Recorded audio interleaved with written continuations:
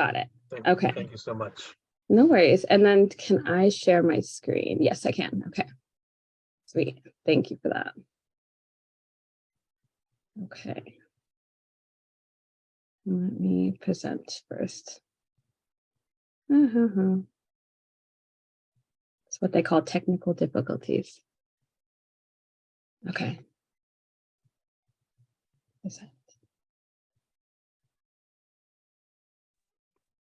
Okay. Now let me share my screen.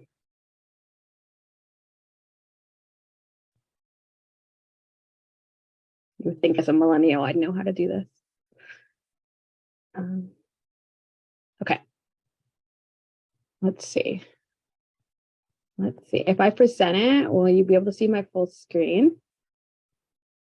Are you seeing full screen, everybody? Yes. Okay, cool. Awesome. Okay, so LGBTQ plus inclusivity and the expensive identities. So that's what we're going to go over. So a little bit of agreements we're stretching today. So you might hear some new ideas about gender, sexuality, some new ideas about identities and journeys. You might feel a little uncomfortable. Many of us have learned homophobia and transphobia early on in life. And we'd rather you ask us something now than hurt a client or community member in the future. So questions are welcome here as long as they come from a place of learning. And I figure you're all here to learn. So I figured that is perfect. So yes, please ask away. I just want to thank our panelists for being here. Everyone is an expert on their own experience. Language is constantly evolving, and the time, place, and context of who you're talking to changes every second. So we will have panelist questions at the end. So first and foremost, we have limited time. So you will only be getting a snippet of a complex and long history.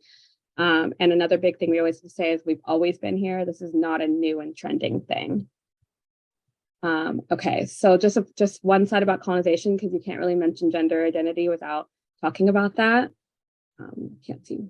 It's crucial to like reposition and reframe our knowledge to the pre-colonial societies, because before colonization, many indigenous societies operated as like women at the center of the communities. Sexualities outside of what we've come to understand as heterosexual have not only existed, but were often widely accepted and honored. But with colonization, heterosexism, Eurocentric capitalism, and the coloniality of power categorization system dismantle every aspect of these societies. So society fully understanding our history in regards to gender, sexuality, and race, and the impact of colonization is like the first step to healing the harm of the past and building a just future for every human being.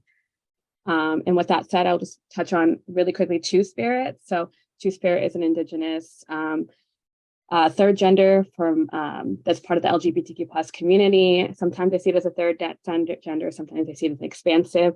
It's very, very sacred to their culture. So for colonization and these identities today, research shows that there's been like more than 150 different pre-colonial Native American tribes that acknowledge third genders in their community. And they may have been like unifying a feature of like different cultures. They were highly documented as like spiritual leaders, and a lot of them were like assigned male at birth, represented in like a female manner. And there was some in Africa, some in Asia, some in Mexico. They're all over the world. They've been documented. So a lot of times they were very expansive and really part of the community. So I could go on and write a dissertation about this, but for the sake of time, this will be the only one I mention. A little history in the last 100 years. Now we're going to jump forward a little bit to like the 60s, well, the end of the 50s, early 60s. And I'm going to go briefly over just like some things to kind of get us here and why we are here today. So Pride started as a riot. So a lot of times people don't know that. They think Pride Month, oh, it's just a big party for like gay people. It's not. It started as a very intense protest. So with that being said, like what led up to the Stonewall riots, there were a lot of criminalization happening, like masquerade laws that criminalize cross-dressing. We're seeing a lot of that today in other states. It's coming back. So, knowing our history is really important. It was a police procedure at the time to take anyone dressed as a woman in the bathroom before arresting them. And if they were revealed to have been assigned male at birth, they would get arrested.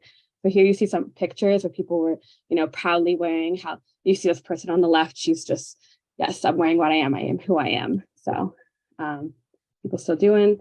And at this time, like homosexual acts were very much still illegal, and bars and restaurants could get shut down for having people they employed that were openly gay or serving openly gay patrons.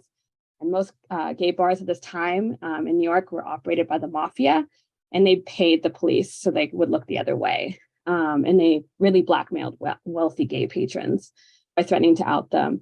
So it's important to know that like reason why gay bars are still a thing nowadays is because that was seen as like an intense safe haven, the only place they could be themselves. So that's why a lot of community spaces have started out of bars. I'm not going to go into detail about this for the sake of time, but just to let you know, there was so many things happening at this time throughout the United States. So there was just a bunch of little ones happening. It led to this big one. So there was a lot of things brewing up. The Stonewall riots. So basically what happened on the night of 1969 in June is basically they were just, everyone was fed up. The police kept raiding the bars and like taking away their safe space. So they just decided to fight back one night. And it turned into this really intense protest that led onto the street for multiple days.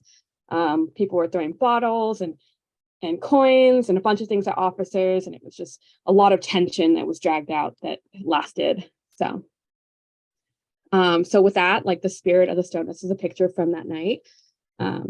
So with that, like the spirit of the 60s revolution in New York, it like just like started a wildfire, and that's when the gay rights movement began.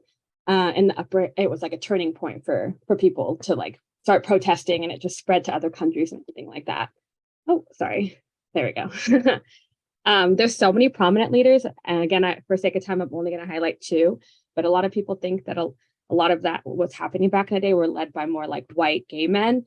But two of the main prominent leaders were Marsha P. Johnson and Sylvia Rivera, who were trans women of color. And they often get like not talked about because of that. So we want to make sure we're highlighting these important leaders. So there's a turn of the tide. So basically what was happening in the 60s, this is the Vietnam War was happening, and like a bunch of the youth were getting radicalized. The Black Civil Rights Movement was happening. There's a lot more visibility and activism happening, and it was like a really intense moment to jump on LGBTQ plus rights as well. So that, again, why we celebrate Pride Month is a year later, there was an anniversary where there was a huge parade and protest in the streets, and it just grew from there. So every year it just became celebrated in June. And in 2000, Bill Clinton declared it as June as Gay and Lesbian Pride Month. And then Barack Obama finally added the bisexual and transgender because they're very much part of our community. And then you can't really talk about gay rights without talking about the outbreak of AIDS. So it was a huge struggle for gay rights in the 80s and 90s because it affected mostly homosexual men, and it was called the gay-related immune deficiency, or GRID. And the public didn't do anything. The government wasn't really doing anything about it. They just called it a gay disease and the gay plague. And for many years, the only people that were helping were within communities. So the reason why it's the LGBTQ plus community is because lesbians really stood by gay men during this time and were really in the hospitals taking care of them. And so they gave them respect of putting them first in the acronym for the time and what they did. So the reason why we talk about too is like there's still so much stigma with it today as being like HIV is only like a gay disease, which is not true at all. It does disproportionately affect members of the LGBTQ plus community at higher rates, but no way is it only affecting gay people. So there's a lot of stigma around that still, and people have a lot of homophobia associated with HIV. So still stigma today. And then obviously you can't talk about it without gay marriage. So, I mean, we've only had gay marriage since 2015. I didn't edit that to 8 years ago. It should say 8 years ago, but we've only had it for that long, and thinking about that. But in 2003, even we only had the anti-sodomy laws, like effectively decriminalizing homosexual relations. So we think of ourselves as this is like an old issue, but it's still pretty much happening to this day. Trans rights are really important. Though we have a lot more rights that seem way more far-fetched 100 years ago, we're still far from over. There's still a lot of like bathroom laws that are preventing transgender individuals from using public restrooms. And then there's several states that have passed legislation targeting transgender youth, preventing them from competing in sports that align with their gender or accessing gender-affirming care. There's so many bills that are like banning youth from accessing anything, even up to adulthood. And just so you know, there's been 483 bills just this year that have been introduced into that are anti-trans bills. So that's really intense. And you have to know this has to be affecting the trans youth today to see all this hate towards them. So it's very much known that it's very much something big that's happening right now, still to this day. So now that I'm going to switch away from history and I'm going to go into a little bit of like understanding identities in our community. So I've been talking a lot and I know I'm a fast talker. So I'm going to this is a little more interactive now. So if anyone wants to raise their hand and talk, I was wondering if anyone want to talk about any of the earliest messages that you heard about what it means to be, I guess for y'all, what it means to be a man. And what are some of the earliest messages you heard about who you were supposed to love?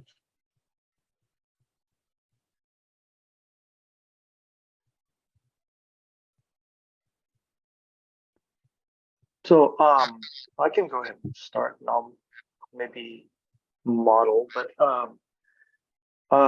growing up, like within the culture, so I'm Vietnamese and part of my culture, the word for somebody that is gay or part of the LGBTQ plus community was very derogatory, it is derogatory, and so when I grew up, that idea in my head was, those people are different, and those people are not doing, what is culturally acceptable, and so, I grew up with the idea of, gay people being,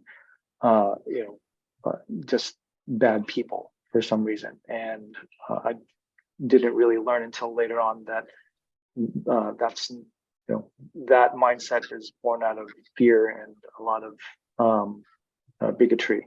So I grew up thinking I have to be partnered with a woman, and otherwise I'm going to be an outcast, or things like that. So thank you for sharing. Yeah, culture definitely plays a big role. I could share. Growing up Catholic, from the enforcement from my mother, from my grandmother, being anything outside of the common gender norms, male, female, anything outside of that was perceived as being sinful. And within that religion, I grew up with that notion until I got to meet members of the community, have friends in the community that, and also by my own spiritual progression and learning about myself, I had to let go of those notions. But it was something that was very much instilled through that religion. Yeah, that's fair. Grew up Catholic too. Understand that. I like to comment too. Yeah. This goes right, of course, to the core of what we're trying to learn here is languaging and how to communicate. Because when look at the name of our organization, Boys to Men. Well, what does it mean to be a man? And we ask the boys, how have you been raised to understand what it means to be a man? And we don't get into the physicality as much as we get into what are the cultural messages that have come through, and particularly since we identified that in our circles, 67% of the boys in our circles are Hispanic, and a lot of the Hispanic cultural meaning of being a man that they bring into the circles is the typical response of, well, man up means you take care of your family, you're not a bitch, you're not anybody's bitch, you're not a pussy, those kinds of commentaries. You man up, those kinds of that kind of terminology. So that's why I really appreciate you guys being here, because you can help us with that languaging because we do have, when it comes to physicality, I mean, we've got a couple of cases of non-binaries that have shown up, and we've asked them how to what they're comfortable with on how to refer to that and to forgive us if we're not using the proper term, but we're making an effort to be inclusive. So you can definitely help us with that languaging in that conversation, but um, there, there is a distinction that we make a little bit in the conversation of the physicality of being a man and a woman, and then the cultural part of, manning up, or, masculine or feminine energy. So I'm just kind of throwing some stuff out there because speaking to that is part of what we're trying to learn here. Yeah, thank you for sharing. Yeah, it's definitely a learning curve, even within our own community. Lot of things changing, and people have different ways they digest language and what works for them. So you all being here, just being open to the conversation is so important. I don't want to miss anybody, but if anybody else wants to talk, or should I go to the next slide? My name's Corey. I was raised, I'm 63 years old. I was born in 59. And the older I get, the more hip both of my godparents, when I were born, were gay. My uncle Dave wasn't my uncle, but that's what we called him. I have basset hounds to this day because of Uncle Dale. And my Aunt Scarlett was a lesbian. And that was the culture we were raised in. And this was in the 60s. And as you're identifying, it wasn't all gravy for everybody. But sitting, listening to everybody talk about it, and I also grew up with John Wayne and Clint, was not to be gay. But I'm thinking about my folks and just how blessed I am. Yeah, very blessed. Some people don't grow up. I was the only gay person in my family. So, and next person, you're an AO.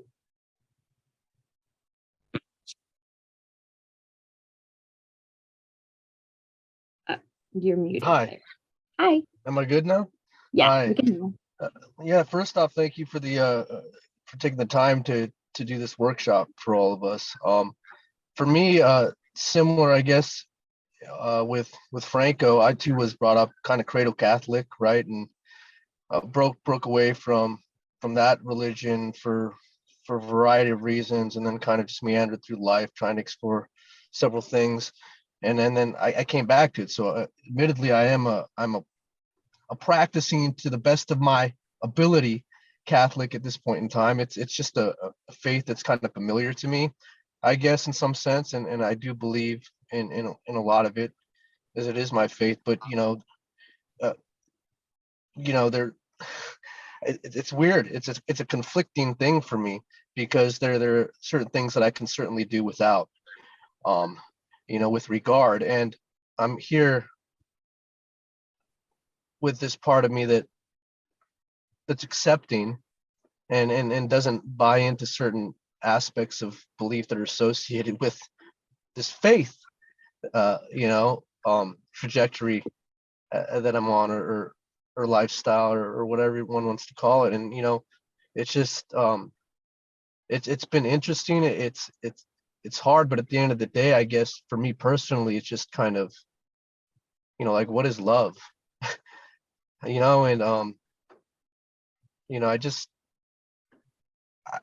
I've had so many conversations with many guys of an older generation in the men's group, at this church that I'm a part of, and it's just really hard, and I find myself in some instances biting my tongue, and in others not doing that at all, and kind of getting into arguments with them. My experience with Catholicism was that my mother never kind of went there. She never bashed anything. She never put down anything. She had friends and family members that identified, in certain ways. And and pardon me if I'm not using language correctly, right? Because I'm still learning. This is part of why I'm sitting here in this workshop. And my daughters are teaching me things every day, and correcting me. And it's just, it's funny because I think to my adopted parents, and they were all just very embracing. And I think that's where some of the confusion kind of comes from for me personally, is that, okay, I had these parents who claim to be of a certain kind of religious persuasion or belief, yet at the same time they're embracing things that go against, these beliefs. And so I grew up as a kid kind of going like, okay, well, so what is it? Like, which is it, and where to go with this? And the older I've gotten, it's just kind of, you know what? I mean, people are going to be who they are, and they're going to do what they do. And if they're not doing anything to harm anybody, and they're just trying to lead a happy life, I mean, yeah, I can't fault that. Like, wherein lies the sin, Yeah. or the evil, and so forth. And so it's like it's very hard, and has been for me. And I'm just trying to embrace love and acceptance as I'd have it offered to me. And so it's just, yeah, it's been an interesting journey. Thank you for letting us speak to that. Thank you for sharing. That's powerful. Like, you're doing the work. It's hard. We have to unlearn a lot of things that, we grew up with, or other things, cultural, religious things. We all have things to work through. Yeah. Do we have time for one more? Because I saw Moses's hand up. Yeah. Yeah, thank you so much for having this presentation and opening it up for a discussion like this. In terms of your questions, I was adopted from South Korea, where I've learned still has very strong views of men and women and what should be traditional. I didn't grow up there. I grew up in New York City in the 80s. So that's the context for me. I also lived a fairly sheltered life. So what I want to call into this is where these messages come from. A lot of it for me came from the media and movies, TV shows. Yeah. The bigwigs who want to shape the social narrative of people's lives, so so that's the context that I grew up in. And when AIDS came about, I remember Ryan White coming to the surface on the war on AIDS and the AIDS effort and all that. So yeah, the 1980s, those were the earliest messages for me, and certainly the media, being raised Catholic, what I was exposed to. So a lot of it, came from my parents and their upbringing, how they framed gender, sex, and what it meant to be a man, what it meant to be a woman. Yeah. Thank you for sharing. To add on to that before I go to the next slide is representation matters. And we haven't been able to see a lot of even within the gay and trans community, like a lot of good representation. And if it is from before the current time, it was very stereotypical and it was very one-dimensional.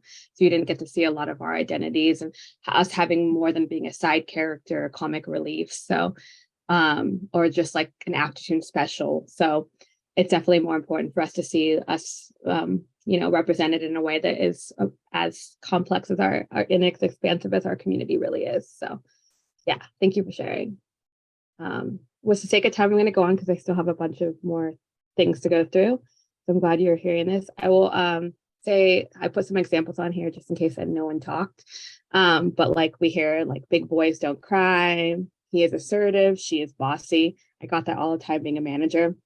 A man should be the head of his house. A woman should be the housewife. Little girl, she's so pretty. Little boy, he's strong and brave. For the religious people, Adam and Eve, not Adam and Steve.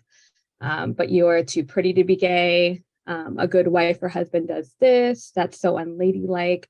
Boys don't wear makeup and dress modestly. So here's a bunch more for example wise. So in talking about gender, it's important to break it down on what sex, gender, and sexuality are, because they are totally different. And a lot of times we get caught up in that they're all one thing. So when we talk about sex, it's strictly from a biological standpoint. So it's what you're assigned at birth. So male, female, and then people often think about intersex, which intersex means you're born with sometimes both chromosomes, sometimes different parts, different testosterone and estrogen levels. You'll have both characteristics from both. And it's just as prevalent as being a redhead in society or a twin. So it's very prevalent. We just don't see it very often. Gender is basically, we're discussing a social construct. So gender is so broad and of an identity that includes like characteristics, expression, behavior. It can manifest in masculinity or femininity. Sometimes it doesn't. Like I said, non-binary is a gender, and that is very fluid for some people. Sexuality is the way they are attracted to prospective partners.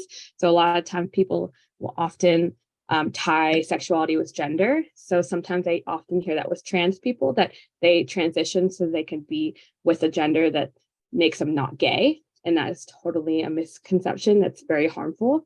It has nothing to do with your sexuality, has nothing to do with your gender. So just want to make sure everyone's aware of that. Another thing we always talk about, and I do this with like youth and everything, is the gender unicorn. It's very fun because we often talk about, your gender expression is different than who you're attracted to, who you're emotionally attracted to. And people often don't realize that you can have romantic attraction and then you can have like physical sexual attraction. Like I can be like bisexual, but maybe I'm only romantically attracted to women, but I'm physically attracted to men and women. So that does change, and they're different. And your gender expressions also doesn't indicate what you are. I dress somewhat feminine sometimes, but it doesn't mean I'm a woman. So again, you can never assume someone just by how they dress what their gender is. So I'm just going to briefly go over some of like the ELF, because it's such a big acronym. People are like, oh, the ELF, so much letters of the alphabet, what do they all mean? So just so everyone knows, so lesbian, that's a lesbian flag, means women that are attracted to women. It also includes trans people, and it also includes non-binary people. Sometimes there are non-binary lesbians. Gay is typically a term for men attracted to men. Again, can include trans and non-binary people. And also sometimes people use the word gay to talk about themselves without having to explain. So sometimes I'll tell people I'm gay, but I'm really pansexual, because it's just an easier way for me to tell people without having to explain it. Bisexual means you're attracted to multiple genders, and pansexual is similar, but a lot of times, even within the queer community, there's a lot of struggle about which one's the difference between them. But a lot of times it depends on who you talk to and how they define it. So definitely it's worth having a conversation with whoever identifies with that way. I've heard some people be like, I like the colors more. Or sometimes I just like talking about pansexual can be more open to more things, and bisexual is more closed off, but that's not even within the bisexual community. A lot of times they don't even claim that. They're like, I'm really just like anybody. Asexual means you kind of lack that feeling like the sexual desire towards other people. It doesn't mean necessarily you don't have a libido or anything. It's a very intense spectrum with like demisexual, gray sexual. Like there's a lot of spectrum with that, and it doesn't always mean you don't have a libido. It just means that sexual attraction is very limited for you, and it pertains to certain situations, which we'll probably talk about later because we have some asexual people on this call. Transgender. So transgender is basically your sex assigned at birth. You usually typically change the sex to a different one, to your gender. It doesn't always mean that you have to transition. Some people are trans without transitioning. You don't need to transition to be trans. You don't need to do anything to be trans. You're just trans by saying that you are trans and you identify as trans. Just want to make that known. You don't need to get any surgeries to be trans, but some people choose to. And we'll talk more about that later. We have another slide just dedicated to trans, talking about transgender people. Non-binary is under the trans umbrella, and that's what I identify as, and everyone's different. Sometimes it's them saying that they feel like both, and they're like, they take both qualities and they feel like a spectrum, and it could be different percentages. Sometimes it just feels like you don't really believe in the binary of gender at all. Like you don't believe that gender is just a construct, it's just a binary thing, and they don't like ascribe to it. And sometimes it means that they feel like it's just like a third gender completely, like it's just its own thing that they like to self-describe. So non-binary is very expansive, and everyone's definition is going to be different. Intersex, we talked about that already. Two-spirit, we also talked about. It's the indigenous, like kind of trans identity that's very significant in their culture. And then queer, the word, and I'm sure for all the older people on this call, they might be hearing that word and thinking it's a slur, because back in the day it was, but it's reclaimed within our community now. So a lot of times we don't say LGBTQ plus spaces, we say this is a queer space. It's basically just a way of saying this is a space for us all in the LGBTQ plus community. It's a very expansive word, and it's a way to like umbrella term us all. So let's talk a little bit more about gender. So often we heard growing up that like boys like blue and girls like pink.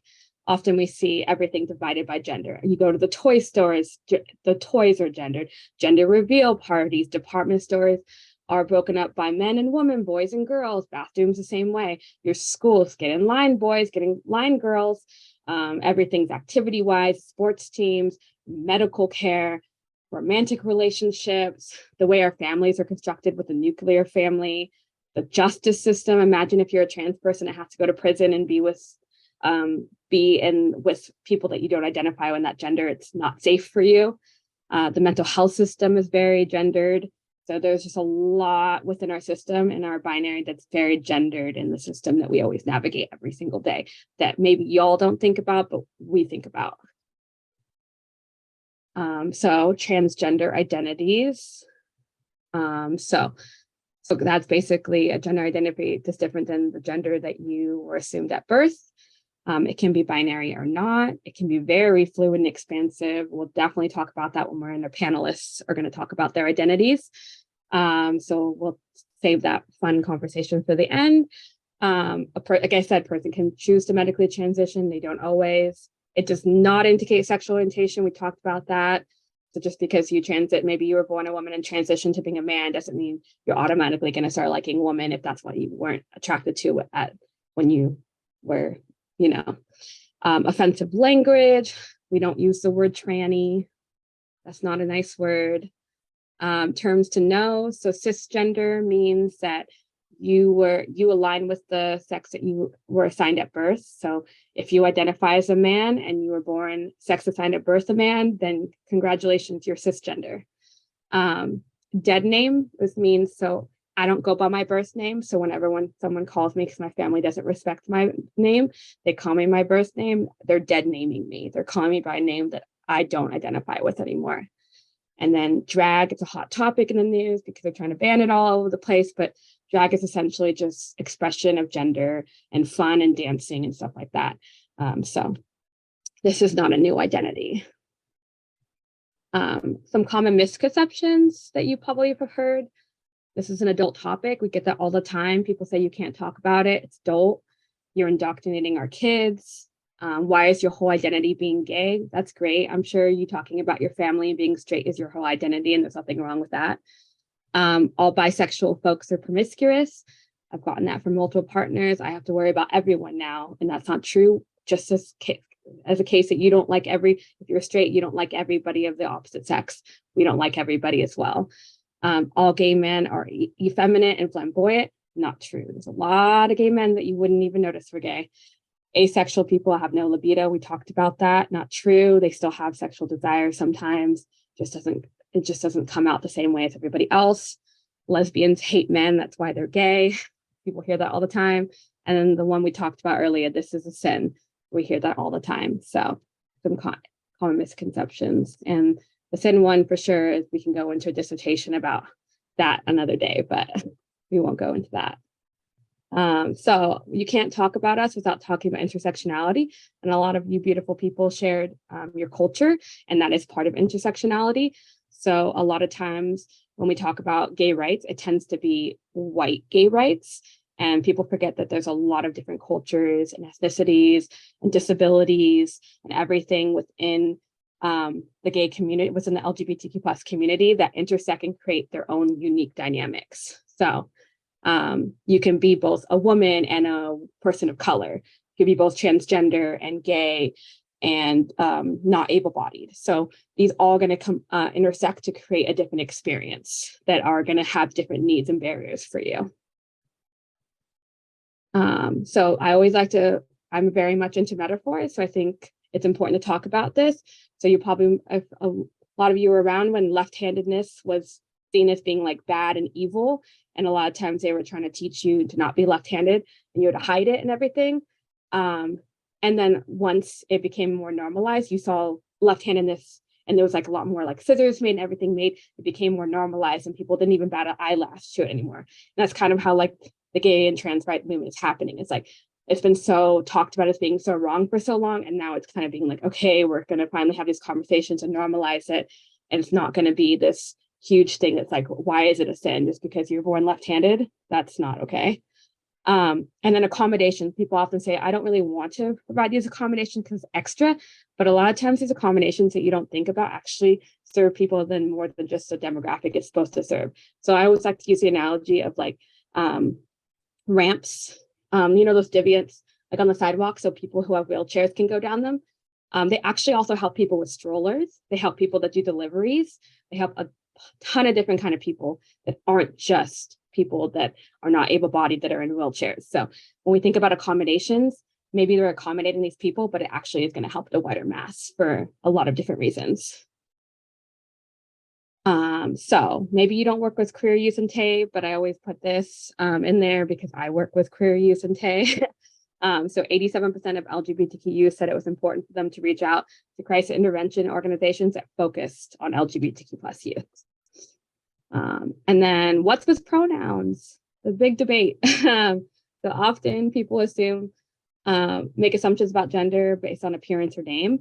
So a lot of people have gender neutral names nowadays. So sometimes I don't even know how to refer to people because I'm like, I don't know, your name is Chris, and that could be a gender neutral name.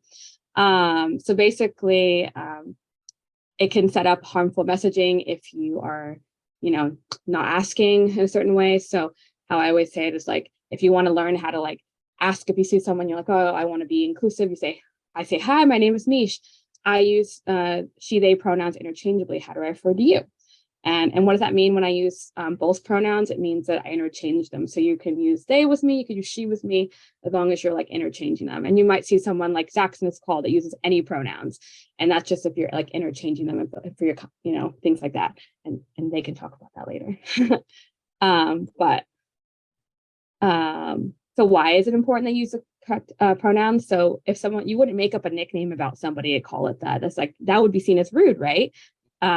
So again, if you would be offensive to use pronouns when you know, it'd be different if you didn't know. It's your mistake and that's okay. But if you know and you're purposely going out of your way to not use the right ones and spreading that, then it's just as offensive as using a really bad nickname for somebody.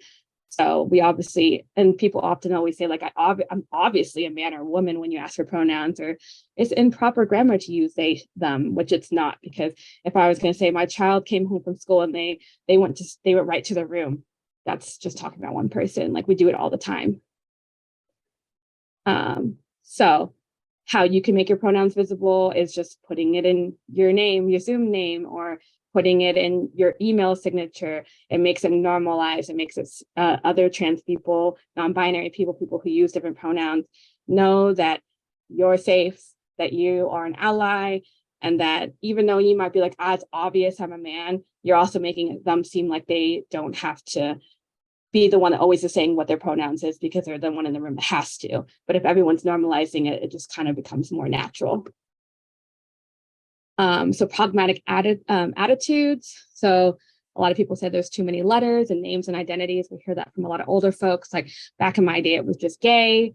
And that's just because there wasn't people weren't talking about it and they were more hiding for safety reasons and other reasons like that. But I think it's beautiful that now we have words to describe things, and I don't think that's pragmatic at all.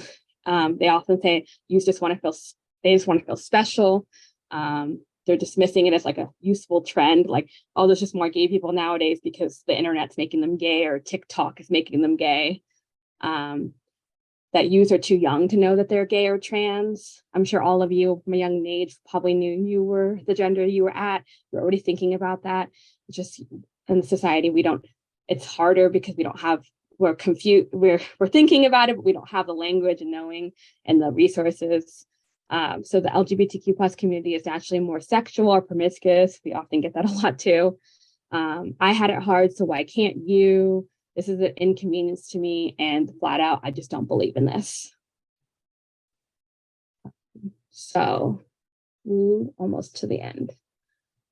Camera thing. Okay, so shared experiences. So the intersections of trauma, othering. Often, like if you see surveys out there, it's really just othering us all the time.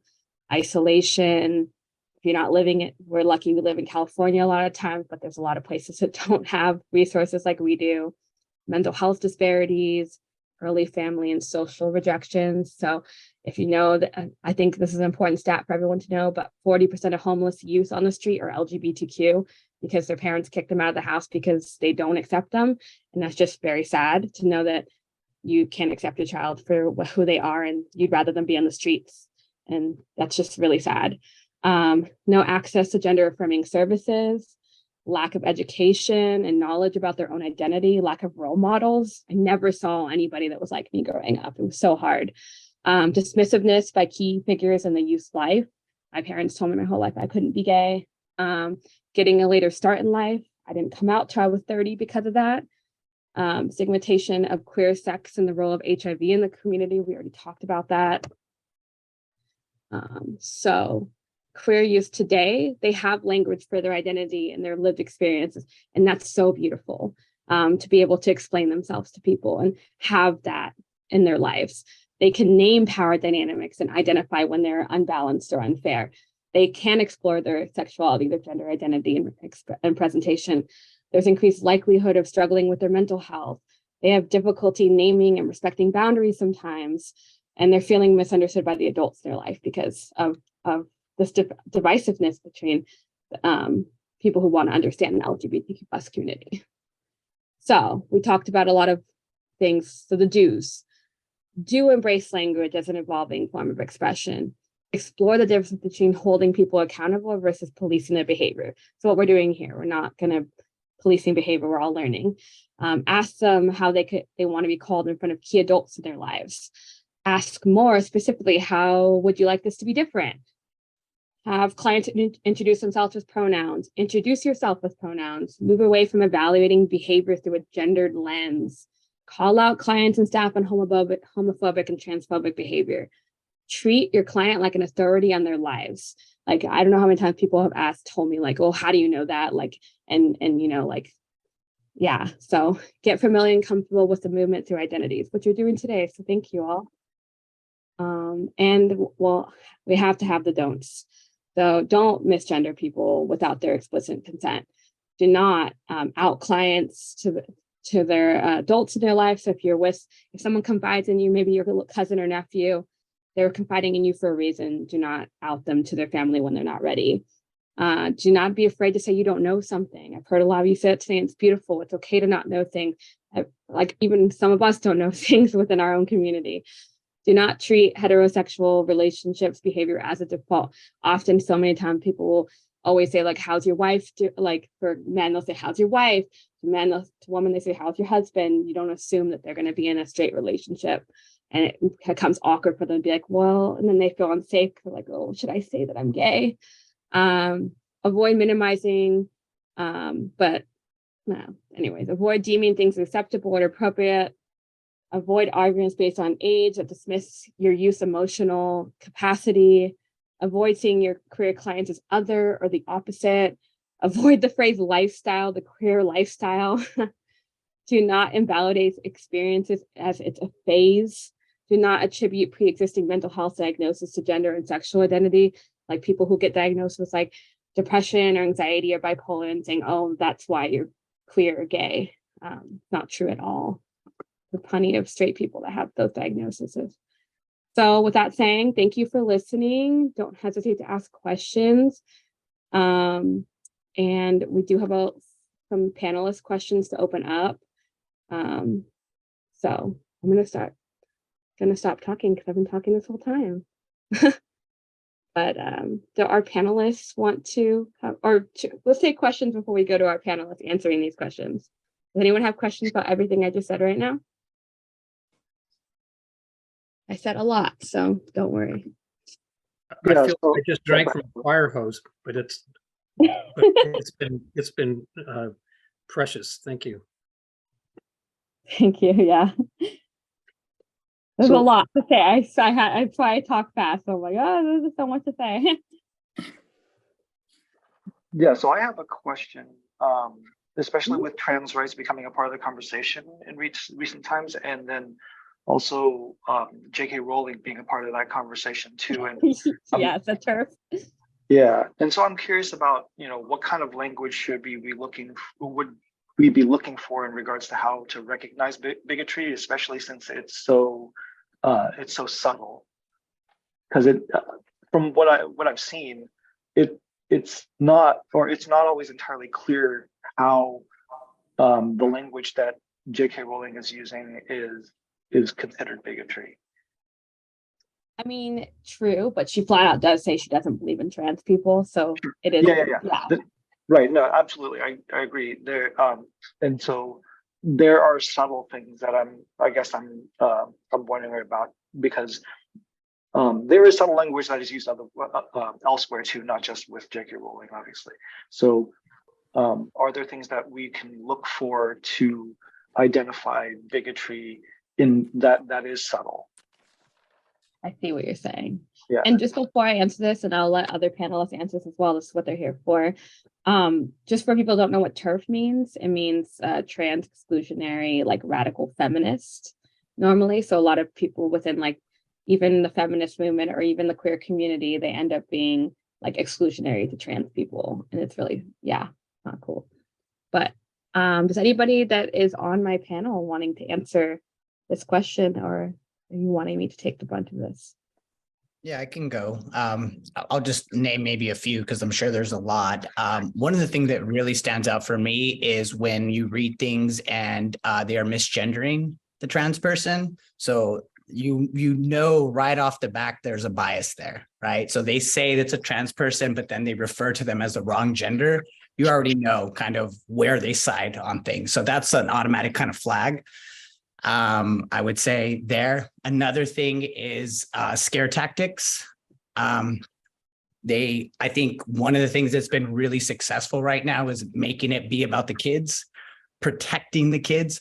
I think we all want to protect kids. So we're all very vulnerable to that argument. And we're like, yes, how can we protect the kids? I think it's all in our nature to want to protect kids. And I think that's why it's just been so successful.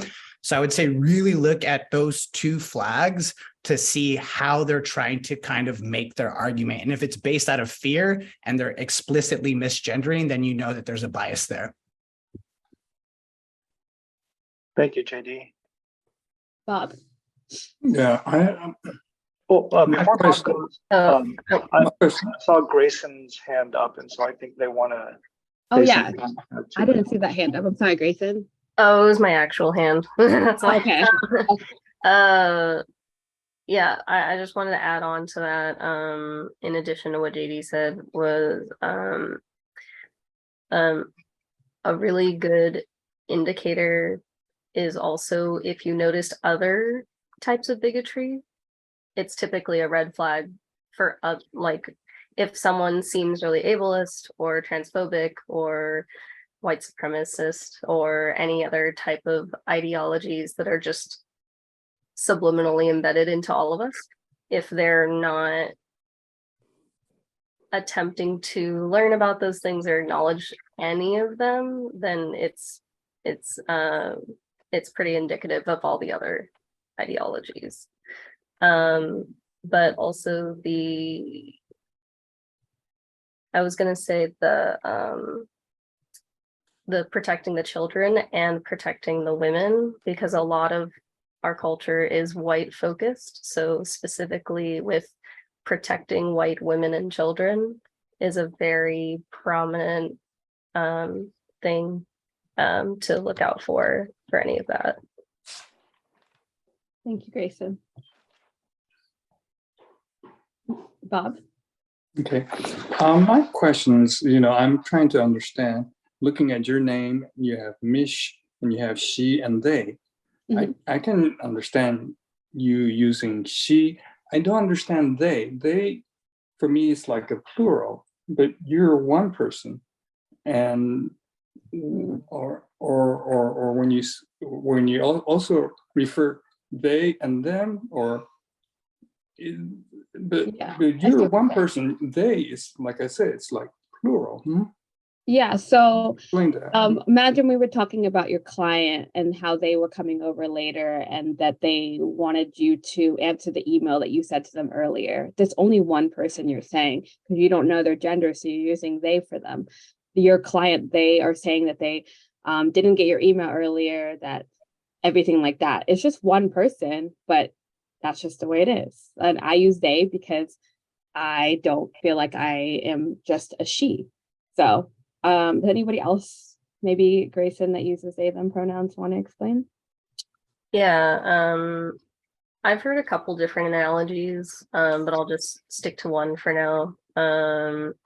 So the way that I've tried to explain it is, let's say there was a jacket left over and no one claimed it. Like typically, what would you say out loud to indicate that there's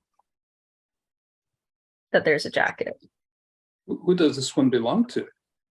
That's Okay. what I think.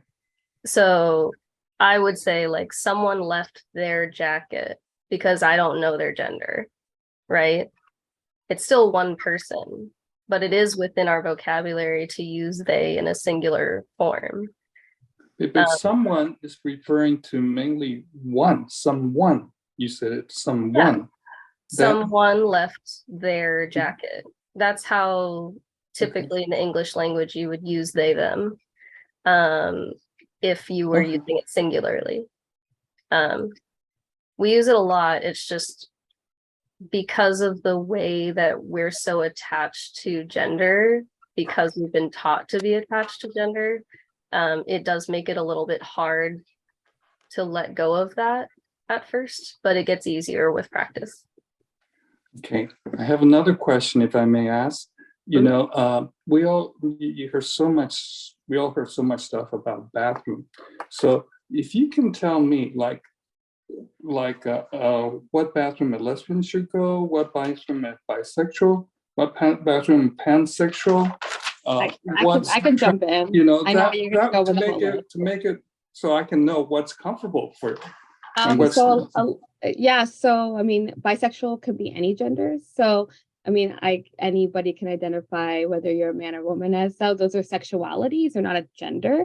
So lesbian, gay, bisexual are all sexualities. You wouldn't make a bathroom based on sexualities. You make bathrooms based on genders. And think about it at home. Like you only have one bathroom for everybody in your home. It's a genderless bathroom. It's the same if you were to have stalls. If you were to have, you walk into just like the one bathroom thing, it doesn't need to have a gender to be a bathroom. So that's kind of like the thing there, is that it's not about sexuality, it's about gender. And a lot of times people don't feel comfortable going into the bathroom as a man or woman because you could be non-binary, or you could be a trans person that hasn't transitioned yet, or maybe you're a trans person that isn't, I know I hate to use this word, but people use all the time, passing, which sucks. But unfortunately, I want to let somebody else take this too, because I don't want to be the only one talking. I saw Donna unmute earlier. Did you want us to share? Yeah, Donna. Yeah, I was gonna say, with bathrooms, that's something that I feel very strongly about. whenever we are at events, I always try to make sure that bathrooms are gender neutral, and that they're just neutral. They don't need to have a gender attached to them, that anyone can go up and use whichever bathroom, just because I feel like that is the best way to be the most inclusive of everyone who's different, who identifies with different genders and different sexualities. Having bathrooms that don't have a gender attached to them and that they are neutral is the best way to make people feel comfortable and just be, again, more inclusive of everyone's identities. And yeah, because I think for me, whenever I go up to a bathroom that says women and then there's men, I'm non-binary, so I don't identify with going up to a bathroom that is a woman or a man bathroom. I feel that if anything, it is making it just, if anything, it just makes me feel less accepted when I have to choose between having to go to a bathroom that is gendered, which is why I think it's important that we have an option where all bathrooms are genderless. Yeah, when did toilets become gendered is what I think essentially is the end of that. Because we live in the publics and, we have events in the public. So it's like a solution would be, you have people that wants to go to male, people that want to go to a female, and the third bathroom for neutral. Then that's the othering thing that we were talking about. I mean, yeah, we've already got that in schools. So they have to have a gender bathroom that then makes everyone know that that's a trans and non-binary person at the school. And that's very harmful. It can be. Also, think about an event with porta potties. Someone slaps a man and woman on all the porta potty ones. There's no one does that. It just because our system is very binary that when you go to places, the stalls have to be gendered. So what is the solution? I'm just asking. I'm not staying. So I just want to know what would be a good solution. Yeah, so if you go to restaurants, a lot of times they have 2 bathrooms and they just put on both the bathroom, anyone can go into any of these bathrooms. They still have 2 bathrooms, but they're not saying this is a man and woman bathroom. They're saying this bathroom, both these bathrooms are gender neutral bathrooms. Anyone can go in them. And a lot of times we even see, at least every restaurant I go to, in the bathroom, it's just a toilet and a urinal inside there and anyone can use it. It doesn't matter. But in public places, it's sometimes hard to find separate bathrooms, where is. I mean, there's stalls, so I mean, no one's in the demand. Yeah. Okay. Fine. Yeah. So we have a hand up. Thank you. Thank you, Bob. I can't pronounce your name. I'm sorry. Attila. Attila. Yeah. Help me with the languaging of this when, because I have non-binary in my circles. Mm-hmm. What's more comfortable for me is to shift the languaging to address masculine and feminine energy. How does the queer community view that? Oh, you mean instead of saying hi, ladies and gentlemen, we just say, how are you doing today, folks? How are you? Well, no, just addressing or recognizing culturally masculine energy shows up regardless of physicality. Masculinity has a certain energy to it. Femininity has a certain energy to it. Even going back to traditional yin and yang type of energy, there's a lot of reference to that. So I'm just wondering, how does the queer community look at that? Or, how would you suggest I language that, trying to identify that type of, aggressive versus passive, everything that goes along with the yin and yang definitions? Grayson, tap in. So when it comes to using masculine and feminine, sometimes that can be viewed, it really depends on how you're using it. If you're using it according to how someone is describing themselves and identifying with that description, then it's fine. But if you are using it as kind of like an alternative to male and female or man and woman, then it is viewed as that, where oh, you're just saying the nicer version or the nicer sounding version of what is still kind of misgendering. Because even though you might perceive a certain type of energy from someone, that's not necessarily what that person might feel for themselves. Also, traditionally, there is no universal masculine and feminine. If there is, it is a result of colonialism. I got my bachelor's in anthropology, so and while some cultures do have certain definitions that align with a certain definition of masculinity and femininity, there are also many cultures that don't align with that or have more than one gender traditionally. So to say masculine and feminine doesn't fully encapsulate. It really depends on what you're actually trying to say. So if you're trying to say,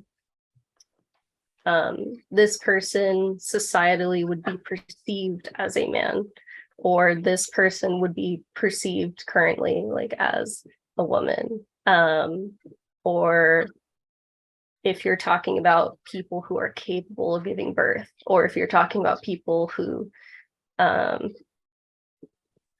have certain privileges due to how they look, then those are more apt descriptions. Well, help me with this, because this is important, because I may be tripping on myself when I refer to this in the groups, but there's regardless of gender, regardless of physicality, somebody can present assertive, aggressive, offensive behavior. I see what you're saying. So I see what you're saying. So Yeah, you can say aggressive, offensive, but those aren't feminine. And I don't mean that. I don't mean that negatively either, because no, there's of course. there's an aspect to wanting to be assertive. I'm projecting. I'm moving things forward. And, that kind of energy versus maybe a more passive, or I don't even like to use that word, but something that's more loving or caring energy. Nurturing is more feminine, and masculine is more dominant and assertive, is what you're doing. Well, it's just because that's the term that we can put to it that makes sense, because regardless of physicality, and even myself, I know when I'm being loving and nurturing, and I know when I'm being assertive and trying to make things happen. So I know my own energy, and the only way I can refer to that to myself when I show up that way is to say, well, I'm being an extrovert, because I think I'm an omnivert, so I can be expressive, and I can be solitary. So I'm just trying to get the terminology here. Yeah. If you understand, does that any of that makes sense? No, it makes sense. I'll let Zach tap in, but and then I'll answer if I need to expand. But Zach, that makes total sense. We understand. Yeah, you took some words out of my mouth. So thank you for contributing to the conversation the way you did. For me, I was raised as a boy. I identified as a gay man for a lot of my life so far. Until most recently, I expanded more. But to go more onto the topic of what's at hand right now is acknowledging these are just socially constructed terms, masculine and femininity. And society is what is defining those terms, and among society are the people. So once I learned that they are not, there's no true base to it other than that it's a practice and the repetition that people have created, I've learned to acclaim that of, right now, I'm in a queer sports league. Sports are tend to be very masculine, very manly, but the way we celebrate, the way that we enjoy ourselves on the field, even though most of us are masculine presenting, we celebrate very feminine-like, very flamboyant. As same ways, we acknowledge that maybe even being so assertive in the field and a sports person, that is kind of how we assert our femininity on our field. Doesn't have to be necessarily tied to masculinity, because that's what society has told us, but in a way as a collective, as an internal community, understanding that we can redefine what fits within each of these umbrellas of femininity and masculinity in the same way that I've always been a very nurturing person. People are like, you're like all the girls in our grade. Why are you also like caring? It's like, that's just how I am as a boy. That's just how I am as this man you expect me to be. Mind you, just before I identify as how I identify now differently as my gender, but growing up as a boy and acknowledging that I am not like most of the guys in my grade, because I did care about how people were feeling. I did care who was being included, who was being cared for. If someone got hurt, I was the first one to check in on them, kind of thing. And acknowledging that masculinity does not is not deficient of nurturing or softer physicalities, and femininity is not deficient of any kind of harder or more aggressive or assertive qualities, I would say. So acknowledging that eventually it's how you can teach yourself how to really unlearn and relearn what social structures are regarding gender, especially here, gender expressions of masculinity and femininity. And realistically, everybody has their own proportions of that every day throughout their entire body. There's some days I wake up, I'm so tired, I don't want to deal with anybody, anything. There's some days I feel so like charismatic. I just want to be with everybody. I want to enjoy making sure I check in with all my friends, making sure that like if I'm with someone, they're receiving all the kind of love and care that they deserve right now as a friend for me. I just said that I have been masculine and feminine energy in one body. For most of my life, I've been the exact same way. I just choose to change my gender recently, but I've been the same person I've been for the last 25 years. Same. That's contribute. Yeah. Thank you. No, love it. Thank you, Zach, for sharing. That's important. I feel that. I have another thing to add here. I think I appreciate the question because it seems like it's coming from a place of trying to understand, right? Attila, like you're like, how do I wrap my head around this? And you're trying to use the structures that have been created for us that we operate and know really well. So I appreciate that you're like trying to get it. I think that in some ways, though, we're still kind of doing the same thing because we're still ascribing certain traits to gender. And I think what Zach is trying to say, and kind of the point we're trying to make, is that they can be essentially encapsulated in all genders, right? And it can be a little bit harmful to men, I would say, to say that being nurturing is feminine. Because I think we can all agree that we need some more nurturing in our society. We need more softness. We need to talk about emotions. Men need to talk about their feelings. And that has been for so long ascribed to femininity. And of course, in this society, being feminine is bad. So when we continue to hold on to these ideals that nurturing and softness and being emotionally intelligent is feminine, inherently feminine, we're actually harming the men in our lives. Thanks for that. I'm trying to get a language that we can communicate the energy behind all this. There's an energy, what name you want to give to it. We in our community, we do steal from Lakota Indians and this Indian the archetypes, the typical male archetypes of king, warrior, magician, lover. And part of our objective is to get boys to have an emotional intelligence, to understand their emotions, accept them, and know where they are in that scale in any given situation. So they're applying the right energy. They're being nurturing or loving in a certain situation. They should be comfortable with that. There's a time to be assertive and a warrior, to either protect their family or their community. And we do reference a dark side and a light side to each one of those archetypes. But those are just semantics that we use in trying to get an understanding of something that's very intangible, which is an energy that goes with an emotion. So yeah, that's why I'm asking. Zach, did you want to go? I'll let you go, and I can kind of fill in whatever I need to. Yeah. Yeah. So it sounds like, again, you're trying to understand, right? So great. I think I might actually leave it up to them to decide what these feelings and these energies associated with, because it sounds like right now you're telling them like this thing is associated with this thing. And again, that's very binary. Those are our social constructs. And we're assuming that they think like us. So I think that kind of taking a step back and saying, this is the feeling. What is the thing that you associate this feeling with? And let them kind of fill that in. Zach? Oh, you said it, JD. Perfect. That was perfect, I would say. I was going to add, I kind of want to talk about what it means to be non-binary. I think what you're describing as I'm hearing the conversation, it sounds like we're still trying to, like JD said, we're still trying to tie the gender binaries to it. The idea that there's a black and white, that there's a yin and yang, everything is black and white and it's very binary. And the reason why I identify as non-binary is because of that exact problem, that growing up I was socialized as a woman, and I was put all these stereotypes on and these gender norms onto me that said I had to be nurturing, I had to be this, I had to be that, I had to stay at home, I had to learn how to cook and clean because I was going to be a housewife one day.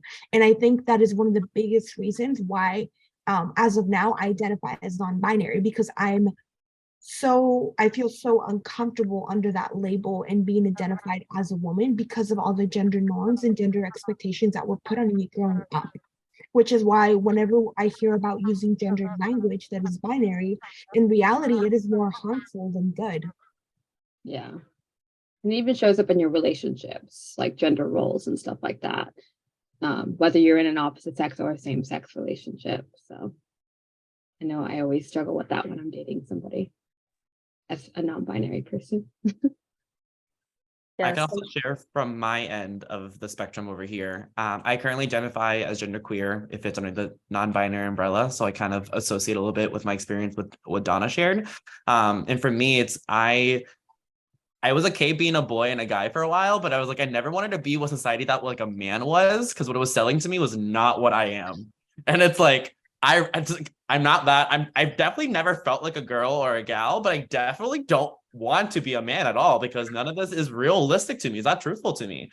And so that to me is like me just exploring a little bit more of like, I don't want to change who I am, but I want to find somewhere that like society can understand me better and I can understand myself and where I fit in within society. And so for me, it's acknowledging that there is a non-binary umbrella, and for gender queer, I just love the word, to acclaim the word queer for me, because it means that like I'm just not like everyone else, or I'm not like the status quo. And to me, that's what brings more community and peace and safety to me. So that's why I identify more as gender queer right now in my life. But what Donna said, I had the exact same thought process, but in my own context, which was raised like a male or a boy. And Moses, I saw your hand up. I did want to jump in, but I'm also liking you guys jumping in and just sharing your background and how you came to these kind of conversations. So thank you for the introductions and sharing about your stories. I really appreciate it. So yeah, I don't want to interrupt that, but thank you. Sure. Thank you. Yeah, if you want, I have some questions. I'll just ask. Oh, JD, sorry. Yeah, I think since everybody kind of introduced themselves, I'll introduce myself. Actually, I think I'm the only person on the call that identifies as a man. Is that true? A binary guy. I'm just a binary dude.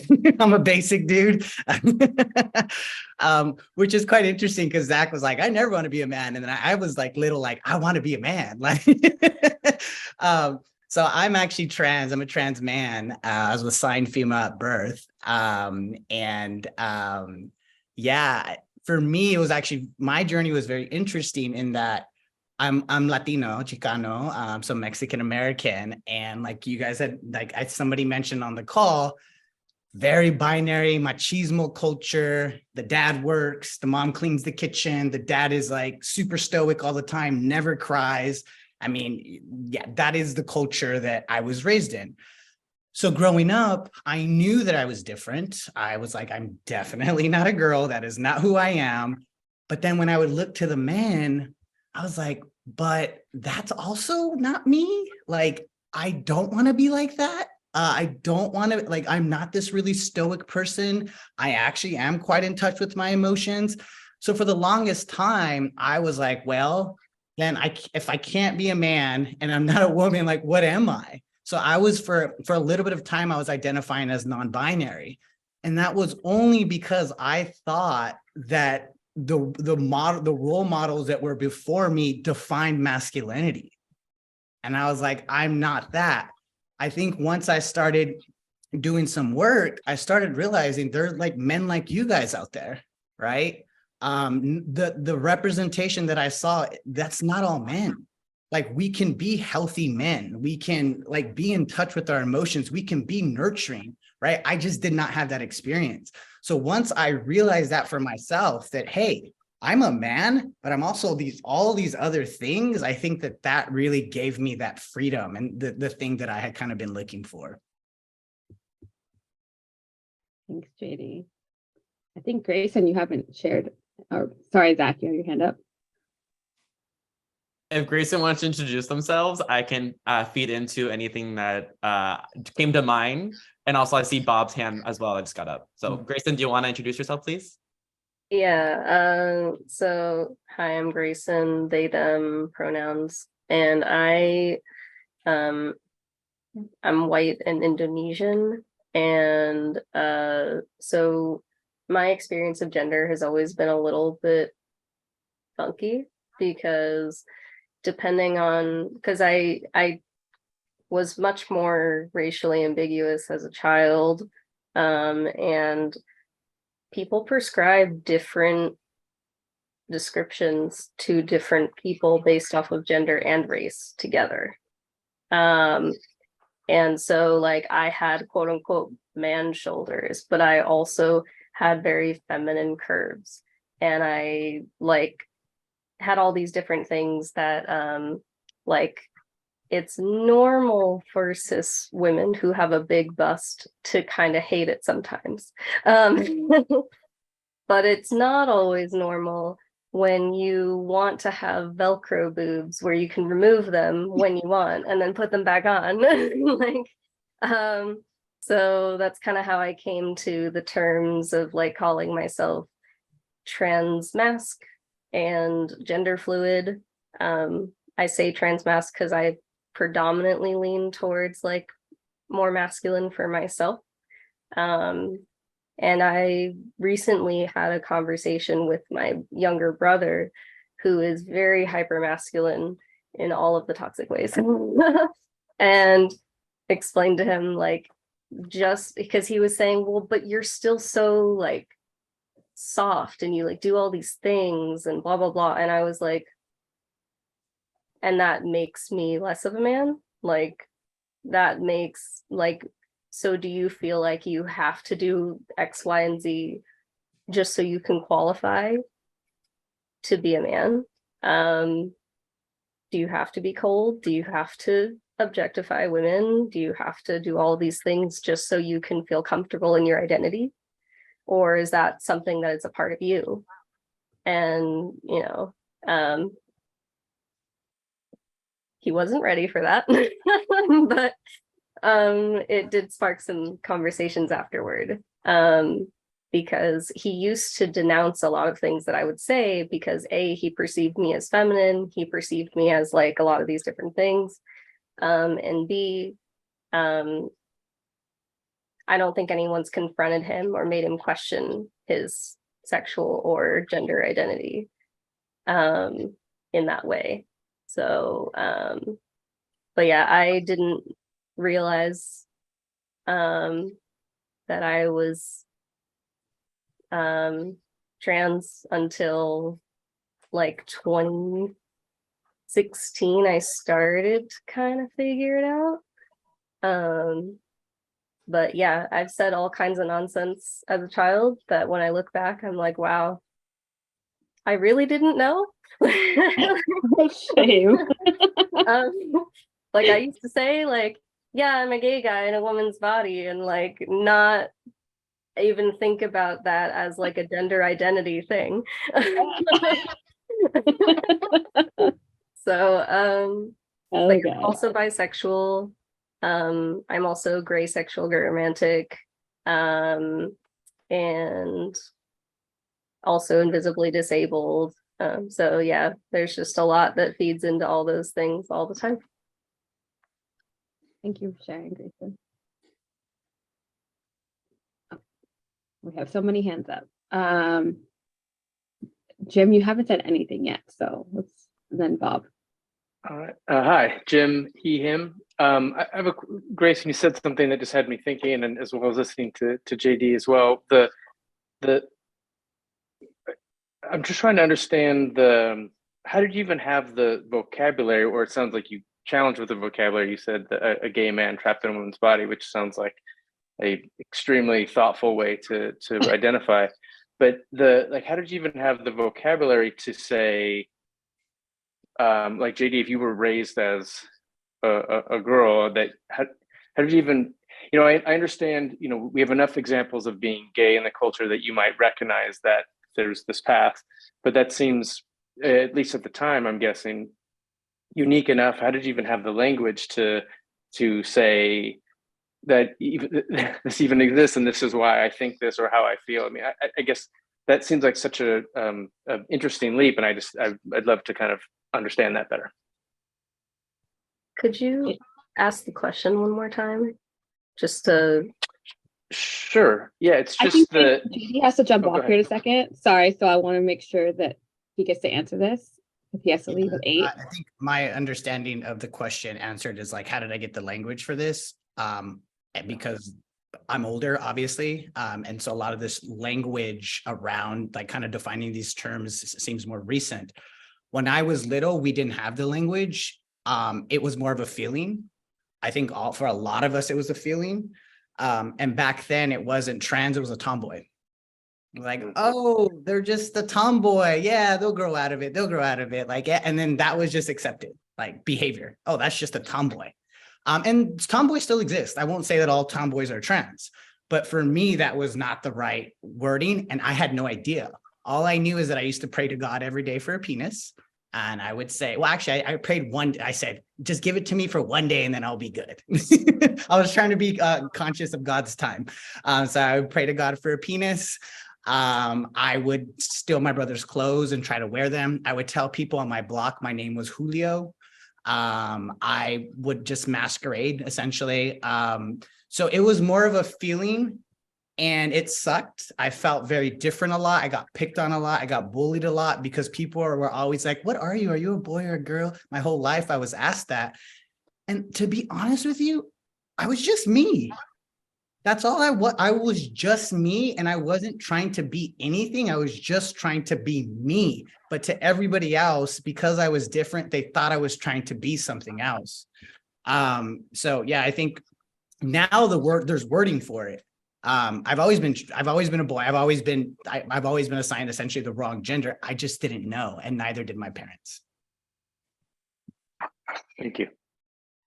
Yeah, even for, because I'm 27, even for people like who are younger, I'd say, I guess Gen Z is a little bit different, but even then, if you were raised in a bubble or if you were raised in a area where you just didn't have access to people talking about these kind of things openly, you just don't have the vocabulary. And also, especially when talking about non-binary stuff versus binary trans stuff, like I learned about transness in college. That's when I first learned about it. And then even then I was like, wow, that's really interesting. I'm glad they're like doing that for themselves, and just never even put 2 and 2 together that could possibly be me, because I didn't fully go one way or the other. Because to me, or what was taught to me, was trans is when a person goes from one gender to another gender, and or the other gender. And now the way that I define trans is people who are transcending the previous definitions of gender. That's beautiful. Yeah. I love that. Nice. Thank you. I know, Bob, you had a question too. Okay. Yeah, I want to thank you guys because I think the group I'm in, we're trying to understand, because this is all, I see even among you who's in this, I don't know what's the best word, league, or without offending anybody. It took years. It took years to identify and to know the vocabulary that you want to use for yourself. And we're outsider. We're trying to understand how to address, and the group we're working with are younger boys in general, so they haven't defined themselves as clearly as you guys. And sometimes, I'm sure you guys learned that by some hard experiences.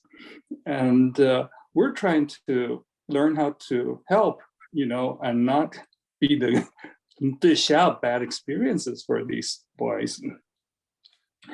So I appreciate, but I think it's really hard for us to talk to young boys that may not even understand themselves where they are, so I don't know if you can help us with that.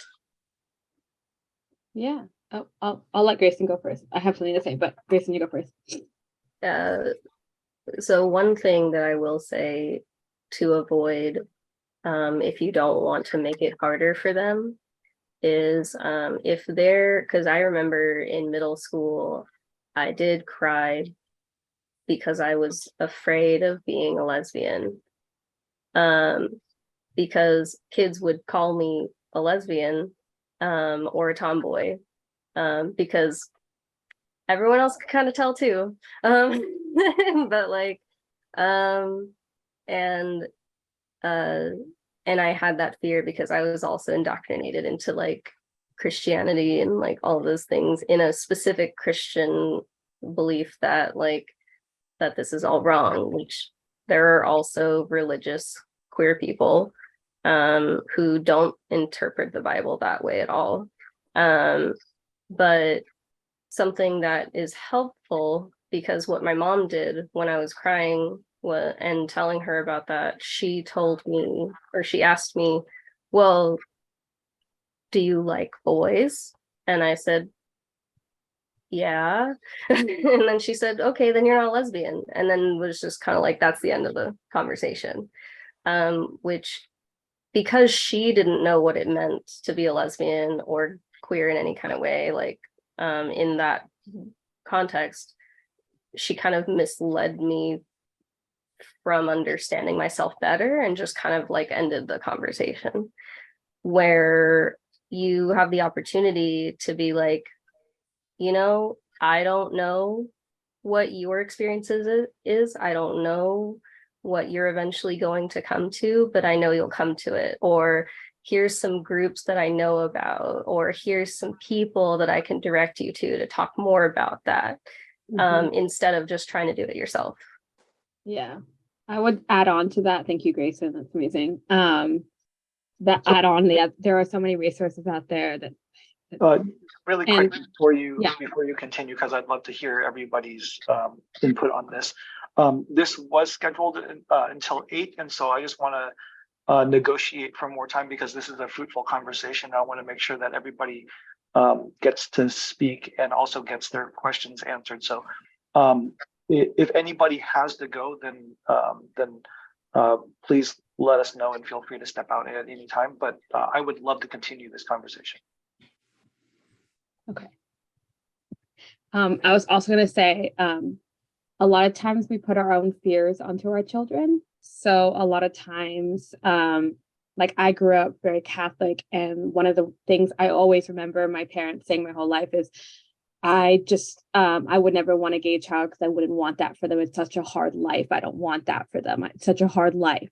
And yes, of course, it's not going to be, we are going to be outside of what is the typical societal norm, but you're putting that fear onto your child. So they're always going to see that as like, that's not good. Or I am going to have a hard life. Like I have to always tell my sister that, because she has children, and she's like, I don't want that. It's not that I don't like gay people. I just don't want them to have a harder life. I'm like, but you're putting that fear onto your child.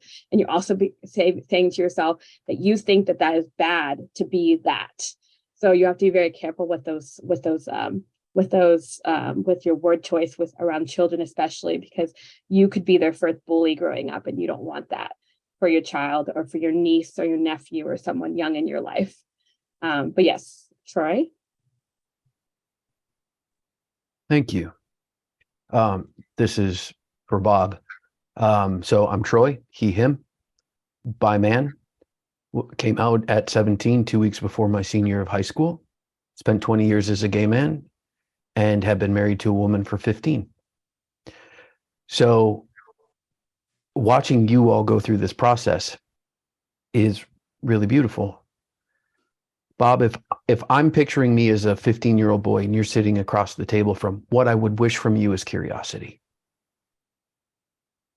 In a nutshell, it's just being curious with me, helping me get to my own answer without you needing to direct that conversation. And you're good at that. You're such a gentle soul. Mm-hmm. And any preconceived notion that you have, you get to practice on your own identity and the things you didn't get when you were a boy. Does that make sense, Bob? Yeah, I think one of the things that one organization I belong to, a men organization, that's the first place I met a lot of gay men that I just love them, because they're just such fantastic men. But I don't know all these younger and all these different terms, trans and all these things, that so many spices. I guess that's the word. Hey, Bob. I like that. Lots of spices. Bob, don't get caught up in the semantics. Yeah. Be with the person that's in front of you. They don't need a label. They need your love, their curiosity. You can bring that in spades. Yeah. So it really is, don't get caught in your head, active listening, be with the boys that you're with. And if you can do that, it's the opposite of bullying. You're actually maybe the first person that they could ever be honest with and come out to. And that is an extraordinary experience as someone who remembers it well 35 years ago. Mm-hmm. Of what coming out is. And I still come out. Every week I still come out, and every week it's a new experience for me because I don't really know how the person's going to react that I'm in front of. Mm-hmm. So again, sorry to be redundant, spirit of curiosity. They're not broken. There's nothing to fix. You don't need to be afraid. And if anything, model for them bravery. That you are safe, that they could tell you anything and you aren't going anywhere. That's beautiful. Thank you, Troy. Bob, does that feel right? Yeah, that feels perfect. That's just right. Thank you. You're welcome. Thank you. Beautiful dialogue. May I add on from my background of work related to this topic? Please. So I worked at a university setting doing mental health and sexuality education work. And a lot of times we were teaching university students to how to support peers of theirs when it comes to very complex conversations, which a lot of us know if you've been to any kind of college experience, you're facing a lot of new change in your life for the first time. Sometimes without even a guardian or any kind of like leadership above you to look at. And one of the main foundational things we do tell people is actively listen and lead with curiosity. So thank you, Troy, for one, giving me the chills, because I remember the first time that someone listened to me, and that is so wonderful. As well as affirm, there are many practices and teachings that do teach you to actively listen and lead with curiosity. And a lot of times when it comes to semantics, you don't have to worry about it. Use the language that they are telling you to your own face. Like if Grayson was talking to me right now, whenever they were younger and they were like, I feel like a gay man in a woman's body. Okay, you feel like a gay man in a woman's body. What else is coming up for you? Like let's reflect back to them, because it shows that we are listening to what they said. And also we're actively trying to get them to understand that we are here to listen from a curiosity perspective, not to try to just understand just so I can work with you this one moment, but realistically to know that you can come to me in the future for more support if you need it. So thank you, Troy, for leading that wonderful part of the conversation. You're welcome. I have 4 favorite words, Zach. Really? Tell me more. I love that. Those are Zach's favorite words too. No matter the age of the person, orientation doesn't matter. Works every time. And I'll also add on to this too, a lot. There's a famous non-binary influencer out there, and they said it's not about always your need to know everything about my identity because you're not in the identity. It's all about respect. So I don't expect you to know all the complexities of my gender and what I use and everything, but I expect you to to want to respect that. That's basically, am I getting that quote right? I feel like anyone else in the call. Okay, cool. Yeah, that's one of my favorite quotes. I'm butchering it. I'm sorry. But I saw Moses had his hand up. Yeah, him, I guess. Lead with curiosity. Tell me more. Troy, it's always a joy to hear you put your thoughts to words and how you deliver it.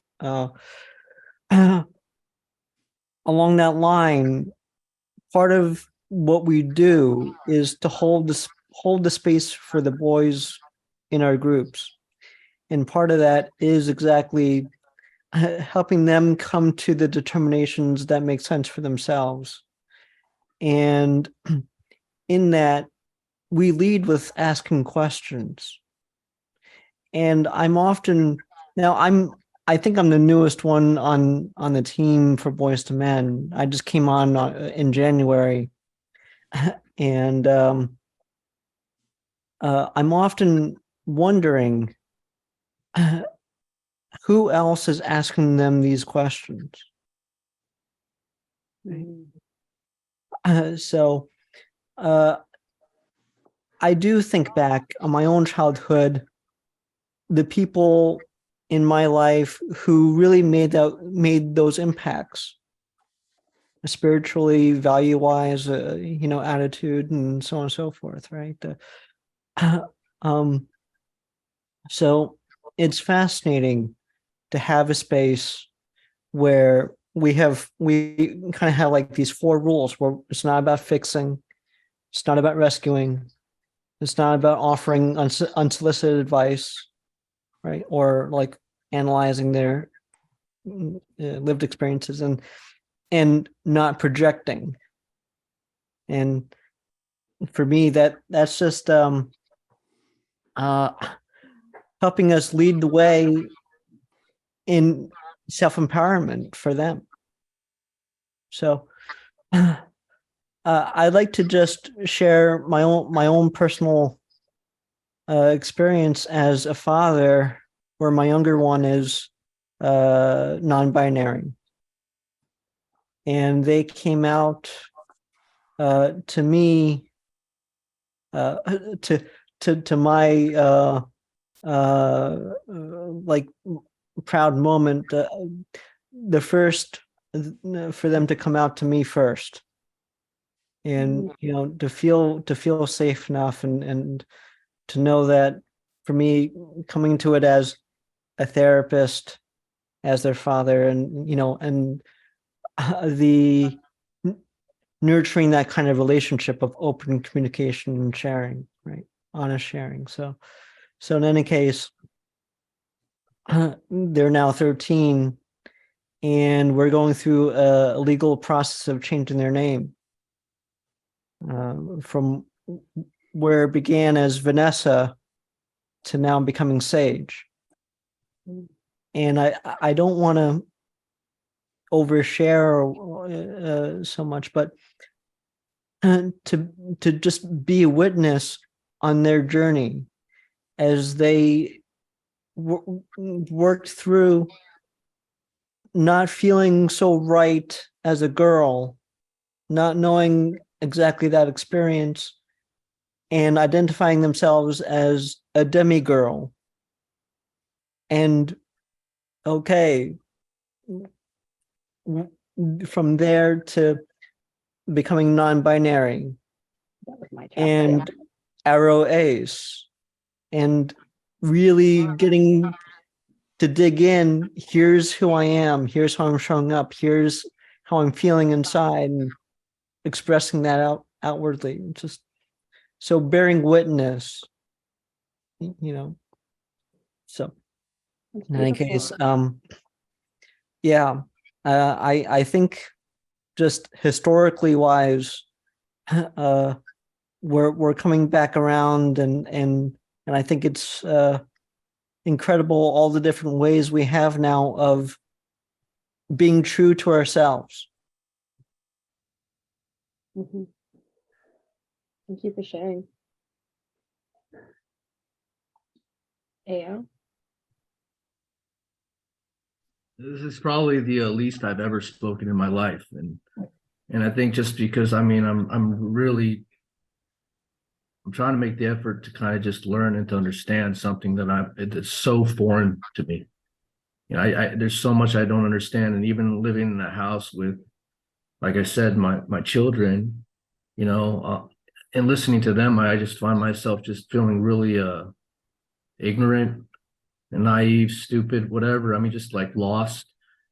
And and even then I was sitting there like kind of befuddled, and then seeing all the pictographs and all the definitions and terms, I'm going like, wow, okay, so I've got a lot to learn as a person. And I feel like our organization too. I've only been with it for about, I'm approaching 2 years now, and I love it dearly. I love the work that we do.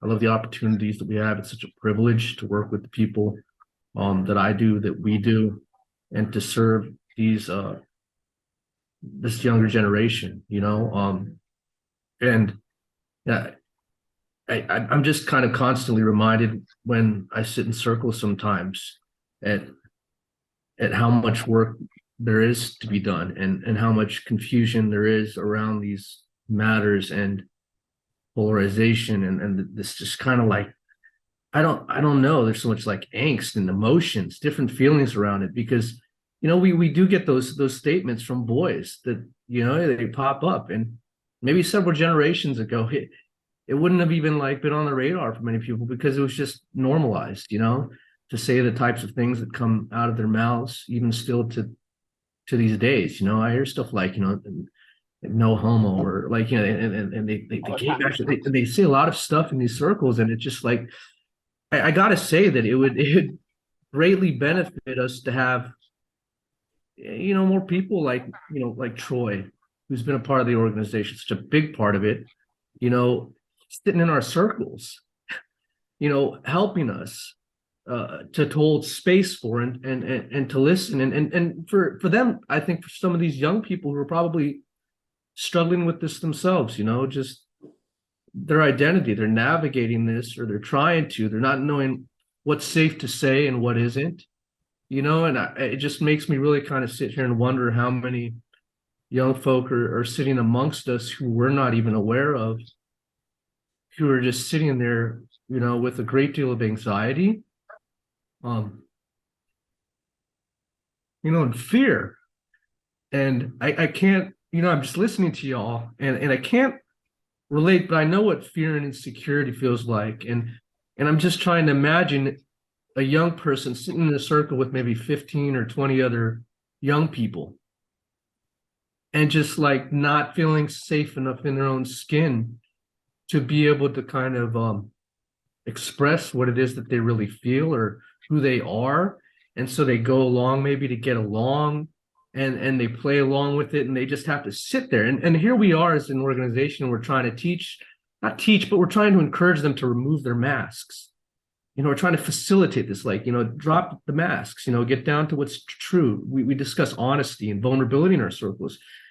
But a part of me feels like it's not reaching some of those who may need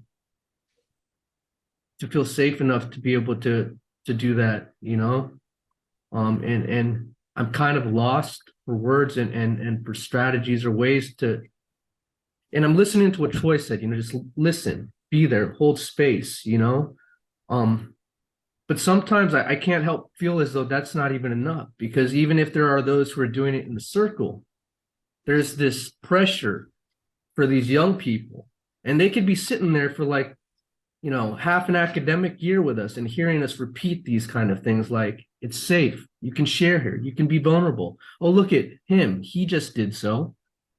But that's not going to make them feel any safer, because they're not expressing these things.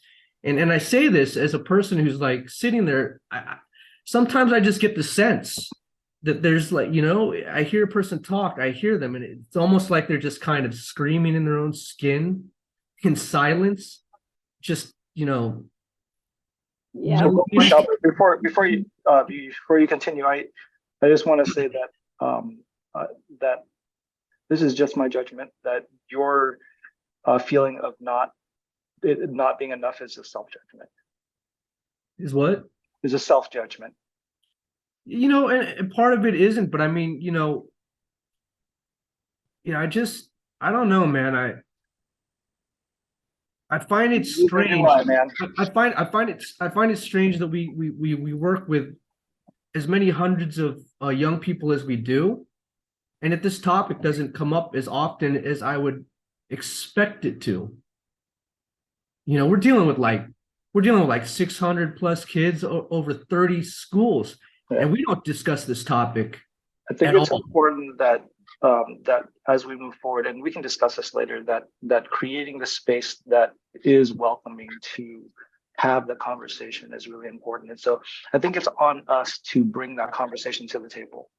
Hey, Albert, I'd love to hear what Zach and Grayson have to say about this. They got their hands up. Yeah, sorry, I'm just Actually, sorry, I put my hand down.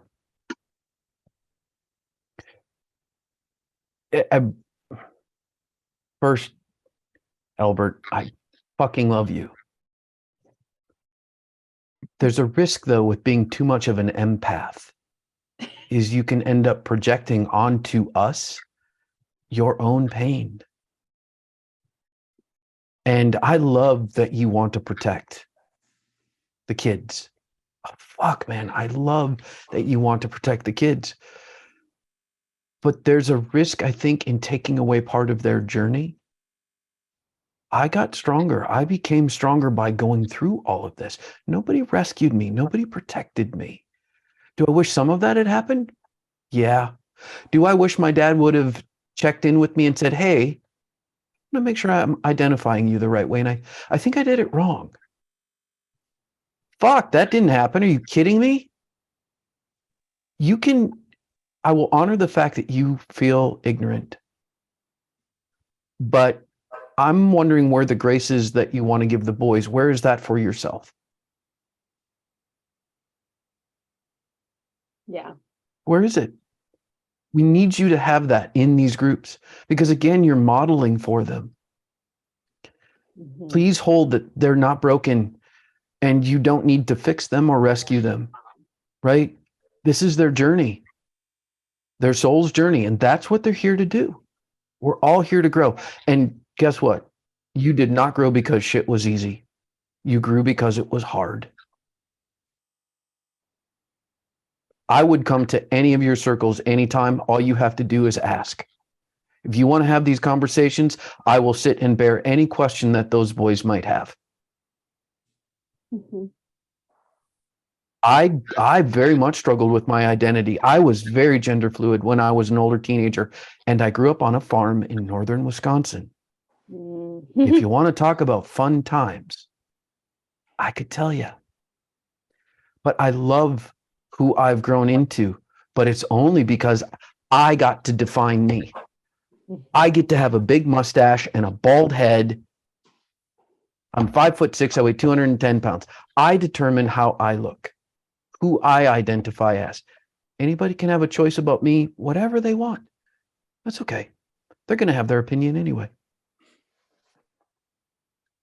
I'm going to offer to you what I offered to Bob. Please just come and be curious. That's it. And your wounds will surface as they're doing with us right now. And the fear that I judge you probably have around your own children, and you're offering it to the rest of the world. You want to protect them. Mm-hmm. Most of us would have loved protection. Yeah. Thanks. Thank you. And you're also doing the biggest step, which is being open and having these conversations. So yeah, give yourself some. That's what we do. We give each other snaps. I'm gonna try to follow up on Tony. Tori again, or is it Tony? Am I reading your name wrong? Oh, Troy. Troy. See, thank you. I'm a loss at words. That's why you're doing a phenomenal job. So that's why I was I want to echo everything that Troy has said so far because it is so wonderfully helpful. Especially with the background of the work I've done so far. I just want to echo that at first. And then going on to talk about my own experience related to I also would love to have someone like Troy in the space that I was growing up getting support, but that never happened. But I still felt that I was taken care of in the space because of who was in charge or who was facilitating the space. They did a wonderful job of allowing myself to be whoever I was, including everyone else in the group to be whoever they want to be in the group. A lot of times we do have to utilize a lot of community guidelines, community boundaries. They can call a lot of different words. Mish had it at the beginning of the presentation of things, what to expect, how to take care of each other, what does it look like when harm comes up. These are very helpful things whenever I would have to teach people and do the group facilitation I did at my college campus of whenever something comes up, how do we want to address it as a community, as a group right now? If that being said, how do you want to show that you are feeling heard or how are you feeling hurt right now? There's many ways to do this. If y'all have not tried doing that, I recommend implementing that into your group settings.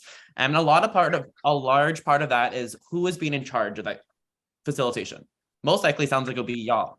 Yes, there's a lot of weight put onto you, but at the same time, like I think it was also Troy who said it, you don't have to be, or not, I think it was someone else, who you don't have to be the mastermind of the entire space. Something that we didn't get to talk more about earlier was knowing other resources. You don't have to know everything, but it would be helpful to know who to direct them to know more, who knows more about that specialized information. That's something I wanted to bring up. And then also earlier, we talked about, I heard someone say about like positive and negative attributes of people. Maybe even think about it and reframing it being like, what are helpful and harmful attributes? This is also a helpful way to inform what this community guideline or this list of things you want to do in the group space, that everyone is agreeing that if we're going to be having a conversation as a group, how do we want to be taking care of each other and take care of the community care while we are talking about very difficult topics, whether it's very personal or it's just very political or just like socially understanding. A lot of times it's understanding that you don't have to be this mastermind or know-it-all kind of person, but it is helpful to know where it's helpful to just sit and listen and lead with curiosity.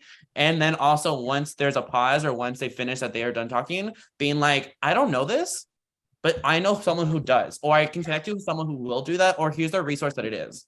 In the group chat, I put the name of the person, Alok, who Misha shared earlier was the respect quote. They're a wonderful queer leader and community trailblazer right now, and for a long time, I should say as well. But that's something I want to contribute on top of what Troy shared, was the fact of there is a lot of complexity to this and there are ways to navigate it. It just comes with different skill sets that you already probably do have. You just don't know how to apply it yet. And that's something that y'all can lean on each other. Because a lot of times that's what we have to do ourselves. Yeah. Yes, I'm queer, but like, I don't know how to talk to Gray because I never met someone who's like queer before. Mish had to tell me, Gray loves just they, them pronouns. I was like, Gray looks a little different. It looks ambiguous, but Gray is they, them. We love Gray. Gray's actually one of my closest friends right now. It's a learning process because also I grew up in a farm in Texas. I know this rural life. I was born in Miami, grew up in Fort Lauderdale. I'm Cuban American. So I know this juxtaposition of like city life and country life. And that has informed me where I am now. But realistically, anybody of any identity has helped me feel better as long as they try to actually make me feel like I'm included or that I am welcome in the space around them. And some of that is really acknowledging this is harmful talk from other people, or I'm not going to have this harmful talk. However, we're going to accept and really want to focus in these helpful things, which is like using pronouns, making sure that we're not judging each other for using wrong pronouns, but helping each other correct each other about what pronouns are. That's just one little example I want to offer here. Because realistically, it's not having representation of who we are like because yes, that's awesome, but that's not accessible for a lot of spaces, especially when it comes to educational spaces. There is ways to make it so people can represent themselves instead of being so protective based, which is amazing. And I would love to have that too. You can have safer spaces. You can't guarantee safety for everyone. We already know that as individuals. Something you can do is just focus on how do I encourage people to like set a foundation for them to represent themselves, to advocate for themselves. This comes with practice overall, but these are things that I have been doing for numerous years. And I know people have done it before me in different educational settings, because this is how we learn best, is when we feel like we are meant to be there. We deserve to be here, no matter how we want to show up that day. Thank you. I love, yeah, these are all like my closest friends. I'll just call back the wife that I invited. So we talk about these things all the time. And I always say that like, if you don't question your gender or sexuality, then it's just a privilege that you don't have to question it or think about that. So, but I'll let Grayson go next. Yeah, I just wanted to thank AO for sharing, and I know this is recorded, so even if AO is not here, that's okay. Because it is that messiness of questioning and having all of those emotions that is I find really beautiful about people. To be introspective, not necessarily to shame or judge yourself, but just to be like, wow, like I have more to learn, because we all have more to learn. We're all learning. And I was actually I had pre-typed some answers to like to the panelist questions on the slides, but the last ones about what can allies do to best support us. I just wanted to say that, like, really something that doesn't get talked about a lot is questioning your own stuff, questioning your own gender, your pronouns, your sexuality, not to advocate for you to be queer necessarily, but just to call it into question, to really feel that out for yourself. Is this assumption right for me? Because a lot of cis people write that off, or a lot of people who didn't know wrote that off because it was assumed that that was not me. And that having someone to talk to, even if you still identify as cis or identify as straight or whatever it is, having adults to talk to who have at least questioned it or thought about it, is invaluable, because it means that they really tried to absorb that, and really tried to apply that to real life and not just look at a textbook or go to a webinar and then sign off. So yeah. Great advice. I love that. Yeah. And even so Troy, you shared that you're bi and you ended up with a woman. I mean, you get that scribe all the time. Like, a lot of times it's default when you're bi is that you're into men. So if you're a gay man, I mean, if you're a bi man, default you're gay. If you're a bi woman, you're just experimenting with women and you really like men, but the default is always men. And I struggle with that even to this day, because my partner is identifying as a man and I look like a woman. So I always question all the time, am I queer enough? And like, that's something that I'm constantly battling every day. I'm assuming people don't think always, maybe they do, am I straight enough or whatever, but yeah, just something we think about all the time. But yeah. I think for me, there's always been this risk, though, of getting too caught up in my assumed identity instead of just working to be me, whatever variation or iteration I'm at the moment. If as I work inside of the men's community with men who largely identify as he, him, bi is far more prevalent than gay, actually, because we are starting to move into a time where men are able to go, I can be honest with myself. You know, I can just use my first name. I don't have to turn my screen on, but I can still start to step in, feel into this thing that's been a part of me since I was young. I don't know why I came out the way that I did, literally or metaphorically, but it was important for me to be me. And like I said, I just keep working on that.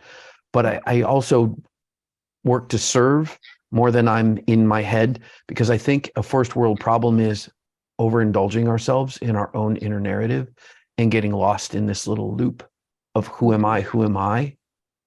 And yeah, I'll leave it there. Albert, thanks for coming back.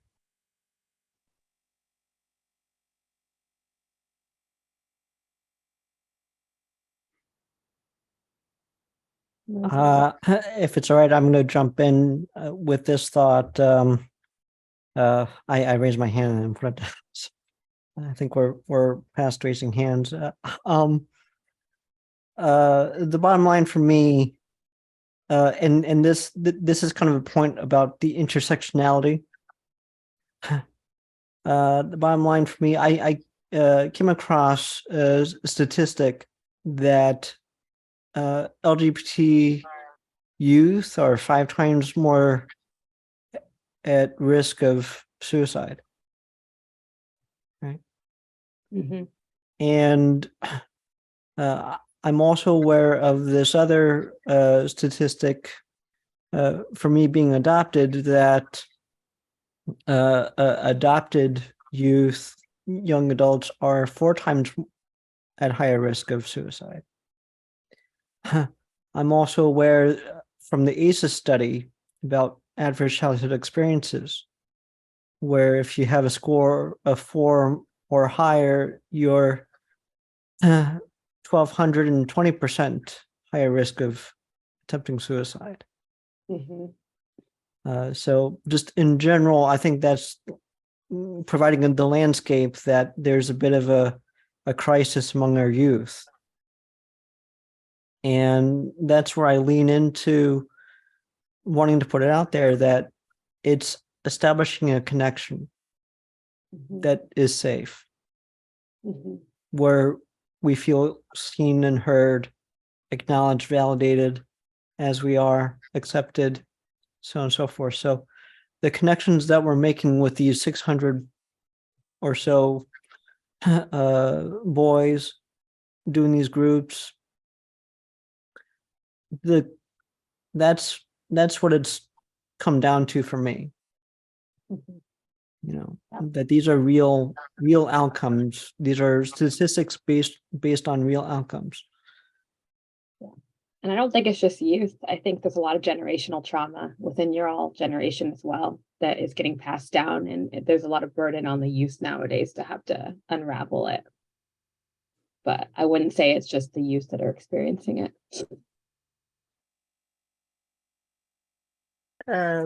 Yeah, as a person, well, I'm a semicolon person, as in I have attempted in the past. I don't consider myself a risk anymore because after the first time, I had a lot of realizations.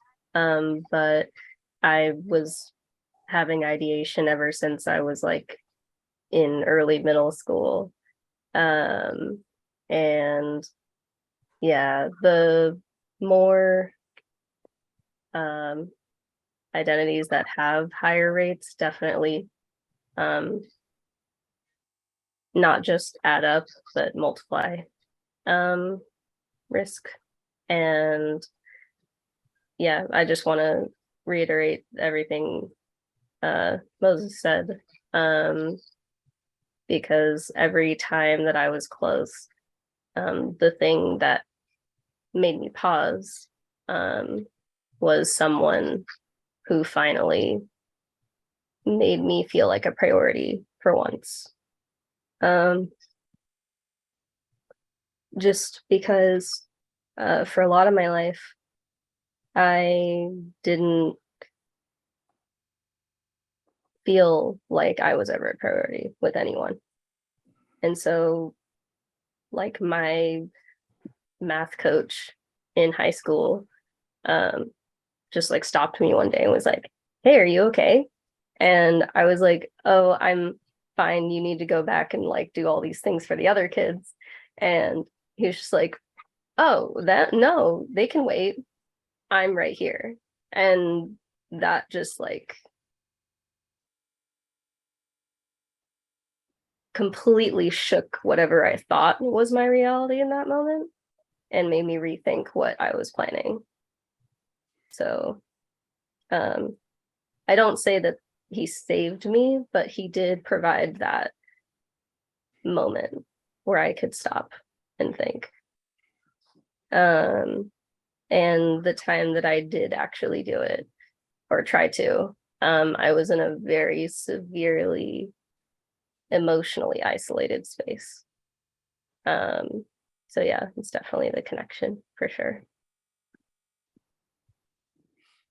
Thank you, Rachel. I'd like to also add, a part of the work I've done in the past is also involving suicide prevention work. And it's peer-to-peer, but also teaching faculty and staff when students come up to them about how to offer them help as well when it comes to just places of hopelessness, going all the way to suicidal attempts and stuff like that. Because there's a spectrum there when we do talk about it. But a big part of my work as well is acknowledging how to help ourselves have small behavior changes so that we are able to ask for help or are put in situations where we have safety plans. At the same time, teaching those that are wanting or able to offer support, how do we teach ourselves to have small behavior changes to be more of a safe person for that person, to be a more supportive person for that person who is at need or in crisis. Because the whole point, we want to minimize the crisis as much as we can so they don't get to a place of crisis. So part of that is having small little changes as much as you're able to do over time to make them feel that they are being cared for or knowing how to find care for themselves. And I can expand more about this if you have any curiosities, but I just wanted to contribute to that part because that is something that I do have a background in as well, that I would say, thank you for sharing that, Gray, as well as like, that is such a common thing that I have heard in the past. And it is as real as you have experienced it, you know? Mhm.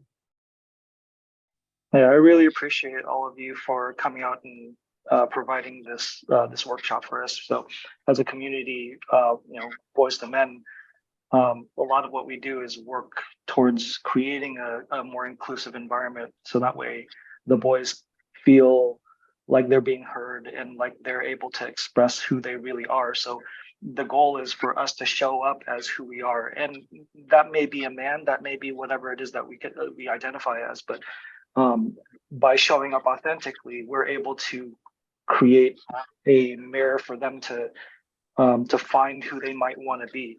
And so learning about these kinds of like this dynamic and this culture and understanding how the dynamics work is a big step towards creating that space for them.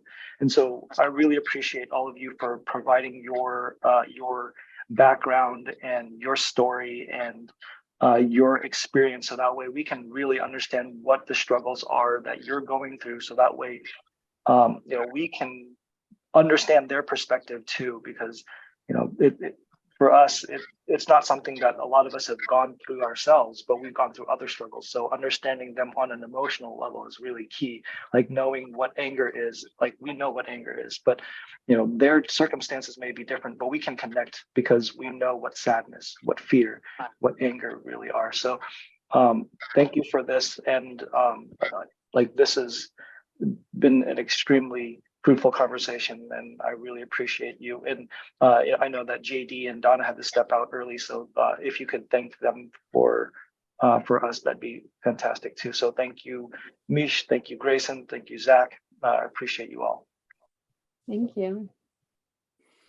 Thank you for having us. Yeah, thank you for coming. Oh, should we leave now so you all can have your little ending things? No, I mean, feel free to stick around for anybody that wants to continue the conversation. I'm gonna, yeah. Sorry, I'm neurodivergent, so I'm blind. I have to ask them like. I appreciate you asking. I know that the conversation has been flowing freely, and that this is probably one of the most engaging conversations that we've had, and I think that we owe a lot to the authenticity that you bring to this. So thank you for that. Want to thank you, and I'm going to check out. Thank you very much. Thanks, Bob. Yeah.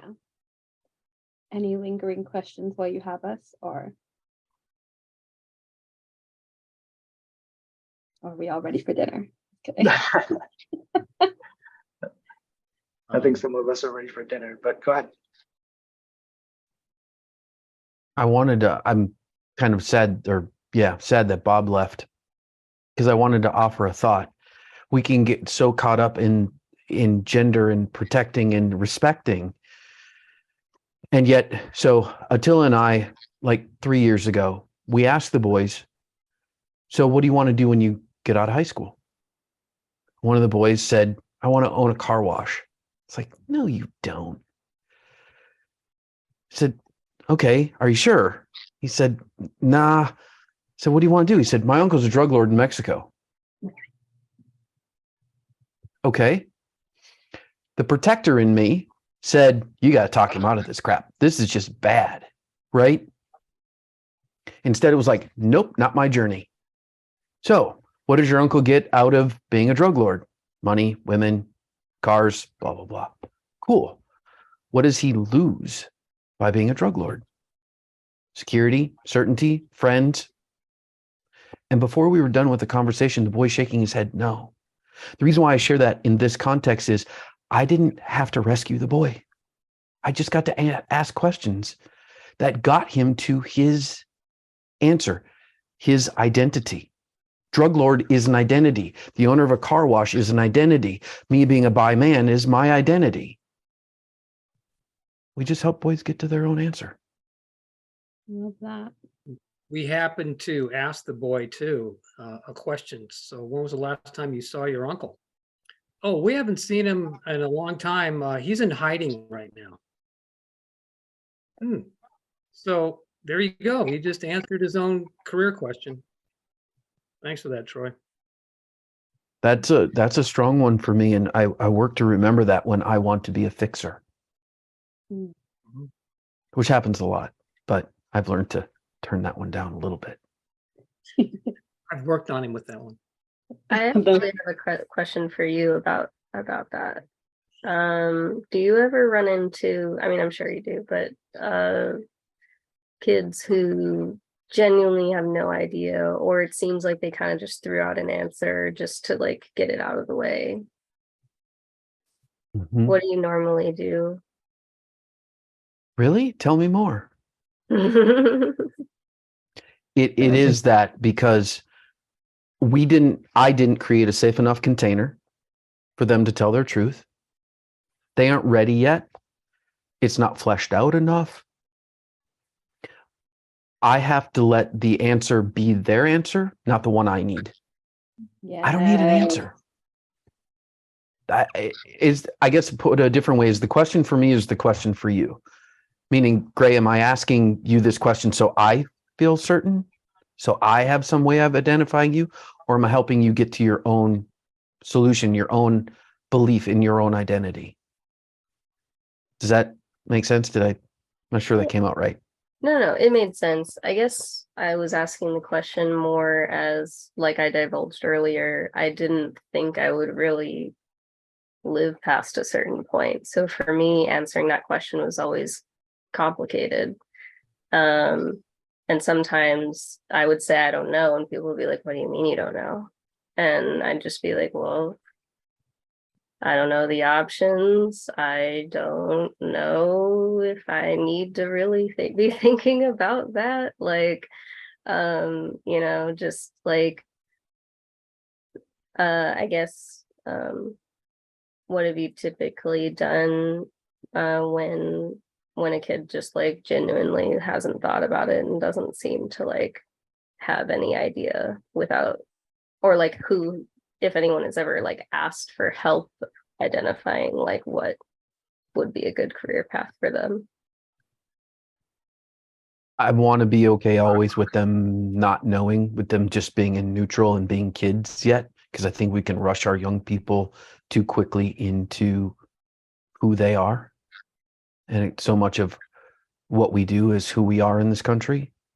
I agree. So for me, that not being part of their journey necessarily is important. To me, I feel like the question you're asking, though, is really, do we see you? When you were young, did somebody validate you, see you?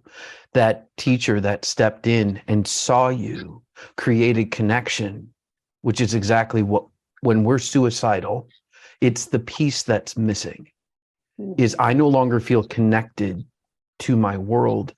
And in doing so, I lose my mission and purpose. In losing mission and purpose, we have no reason to be here. when I work with parents of kids who are suicidal, one of the first things I do is let them know they're important, put them to work in the family. They need to be irreplaceable. They need to have jobs, tasks, to be responsible for things, to be valued. And that, to me, that was true for you. Somebody see me, please. I'm hanging on by a thread here. And somebody did that for you. The ask was answered. But for a lot of young people, it's not answered.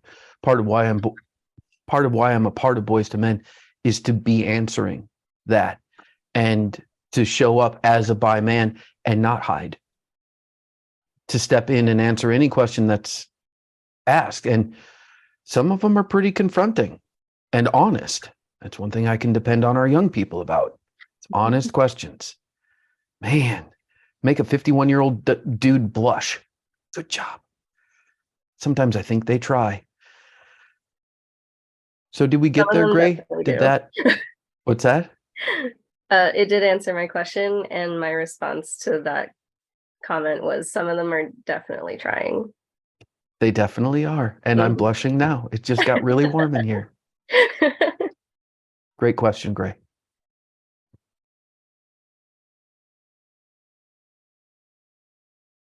I really appreciate the conversation that's happening. I think I feel like it's almost more the conversations that we learn from than anything else. Like I've put on workshops before, and I feel like the conversations that we have are really where I learn a lot about the community of men that are stepping in to do this work with these boys, because I get to hear about what their concerns are. I get to hear about what they're struggling with, and how to clean their mirror so that they're not projecting onto our community of boys. And so I think it's for me, I really appreciate the conversations.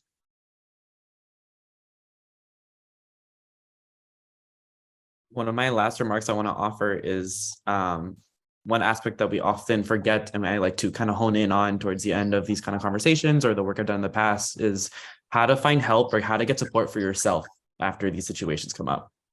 And that being said, I encourage you all to continue these conversations beyond this call, beyond this Zoom conference we just had, a presentation we just had. That's how you continue to grow with each other, is having the conversations among yourselves about what you've experienced. One, to help make sure that what you're doing is correct or is affirmed by everyone else in the group, that you're doing it as a collective.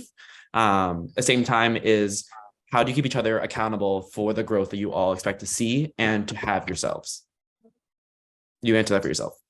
So fancy that you should mention that. So we actually have a men-to-men group that it happens once a month, and so that way the mentors in the county can get together and have these conversations. And so that's something that we've been working on. And so you're welcome to join us, and it'd be great to have that conversation.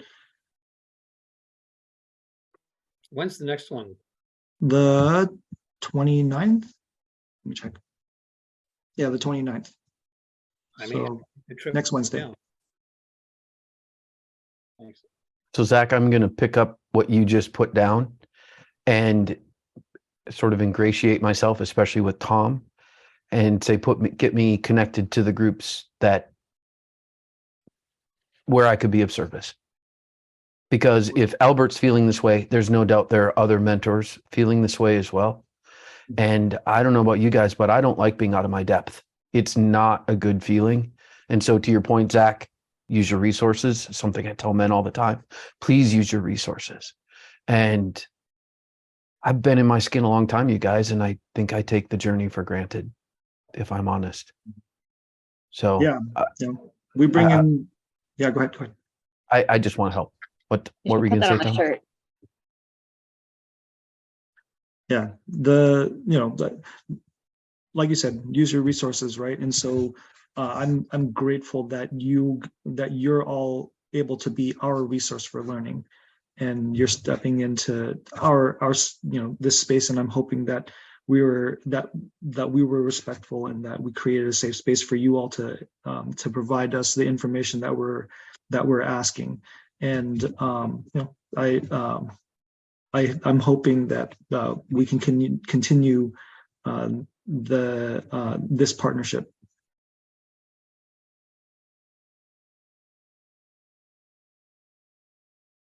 Definitely. All right. So great job, you guys. That was fantastic. Thank you. all right, thank you all. I'm going to go ahead and